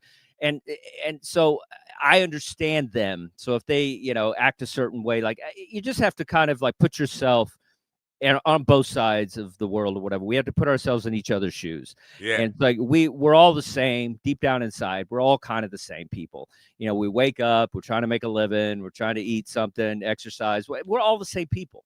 And so you can't just judge people quickly when you're a comedian. You got to kind of like give them benefit of the doubt and whatever. And unless they're a serious problem, then hit them with that mic stand. Well, just to kind of counter the fact that alcohol is responsible for most of. But I did a Halloween show at a nursing home last week. Quit bragging, quit flexing. No. At the end of the show, who books that? At the end of the show, there was one guy who was wound up and he was singing loud, not necessarily singing a song that anybody could do, but he was wound up and clearly had no alcohol. My first thought was, I'm seeing this guy 40 or 50 years ago being it's the last guy at closing time in the bar that's getting thrown out. But it's clearly not alcohol. It's the entertainment that's getting them wound up. Yeah. Do you know Buddy Flip, the comedian? You know him? Yeah. Buddy and I did a show on Halloween, St. Vincent's Psych Ward. We did, and it was like, we did the Psych Ward, man, and they paid us in like cheese sandwiches, and we were on stage. It was like open gowns. Some guy had some kabuki mask, and he was like, he kept walking in front of the stage, like his ass is hanging out. So it's like there was no alcohol. I mean, there was medication, but it definitely wasn't alcohol. Yeah. So I mean, and I love that. That's the story, man. It's like you want a crazy life full of stories if you're an artist. Yeah. I don't want it to be boring. I don't want every show to be perfect and corporate gig perfect and everything's no problems happen. I like a rowdy life, and I think if you're a stand-up comic, we're these rebels, and it's like that's a rebel life. You never know what you're gonna get. Yeah, well, I appreciate your insights. I hope again, we'd like to, we know we have lots and lots of people who've been an open micer for 6 months to like 3 years or so, who are constantly looking for people like you to gain insights and just feel connected to the life. So I do coaching sometimes. I do one-on-ones. If you guys want to reach out to me, I do like Zoom. One-on-ones. I could do that because I feel like as a comedian, it's like, it's our job to take care of people and comics coming up. Like if you're making a living at this, then you're doing it right. And so you should pass that on to the next generation of comedians. And so if anybody, is looking for help or whatever, I could do some, one-on-ones if I have the time to do it. But I feel like that's our job. It's like we have to, that's how they've always done it. Artists always had, seems less and less that people feel that's a great attitude to have, and I appreciate it. Yeah, well, sometimes it pays off because I was, it's like I was good to Nate, and look where, I get to perform in front of his crazy audiences. So that shouldn't be the only goal, but you never know, man. Be nice to those young guys. They might put you on a TV show or something. Yeah, that's a perfect place to end this. I just want to say, please mention to Nate that he doesn't mention me and the effect that I've had on his career. Yeah, I'm not going to talk to Nate about you, but anyway, go ahead. No, you probably won't talk to anybody about me. But that's fine. You came in hot, but we figured it out. Yeah, we figured it out. Well, thank you very much for being here. I totally appreciate it. Thanks, Matt. It was a lot of fun, money. Anytime. Let me know. Anytime. Okay. Bye for now. Have a great day. Dustin Chafin, who got up early to be part of this program, just for you folks. I appreciate you all being here. It was a fun one. I love that conversation. There's gonna be a lot that's going in my book. I'm gonna revise the book. I was sending the book off to the publisher next week. I'm gonna have to add another chapter. Anyway, thanks for being here. I don't know I'm not going to go through what next week is. I know Tuesday we're looking for guests for GD because I'm not going to be here. I have a VA show early in the morning on Tuesday, Veterans Day. So we're looking for guests. So if you have any suggestions or if somebody you want to see, you want me to reach out to, let me know. Write to me at info@minddogtv.com. And that's the show for you. Thanks for being here. And have a great weekend. And don't forget to turn on your radio. Bye for now.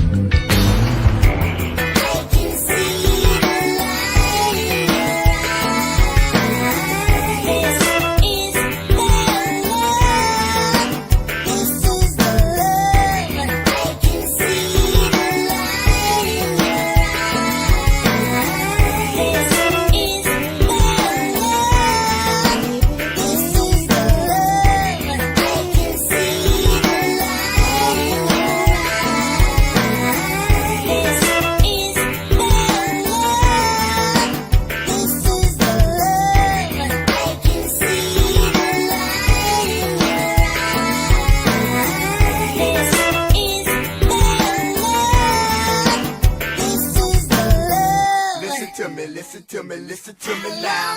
Listen to me, listen to me, listen to me now. Listen to me, listen to me, listen to me now. Listen to me, listen to me, listen to me.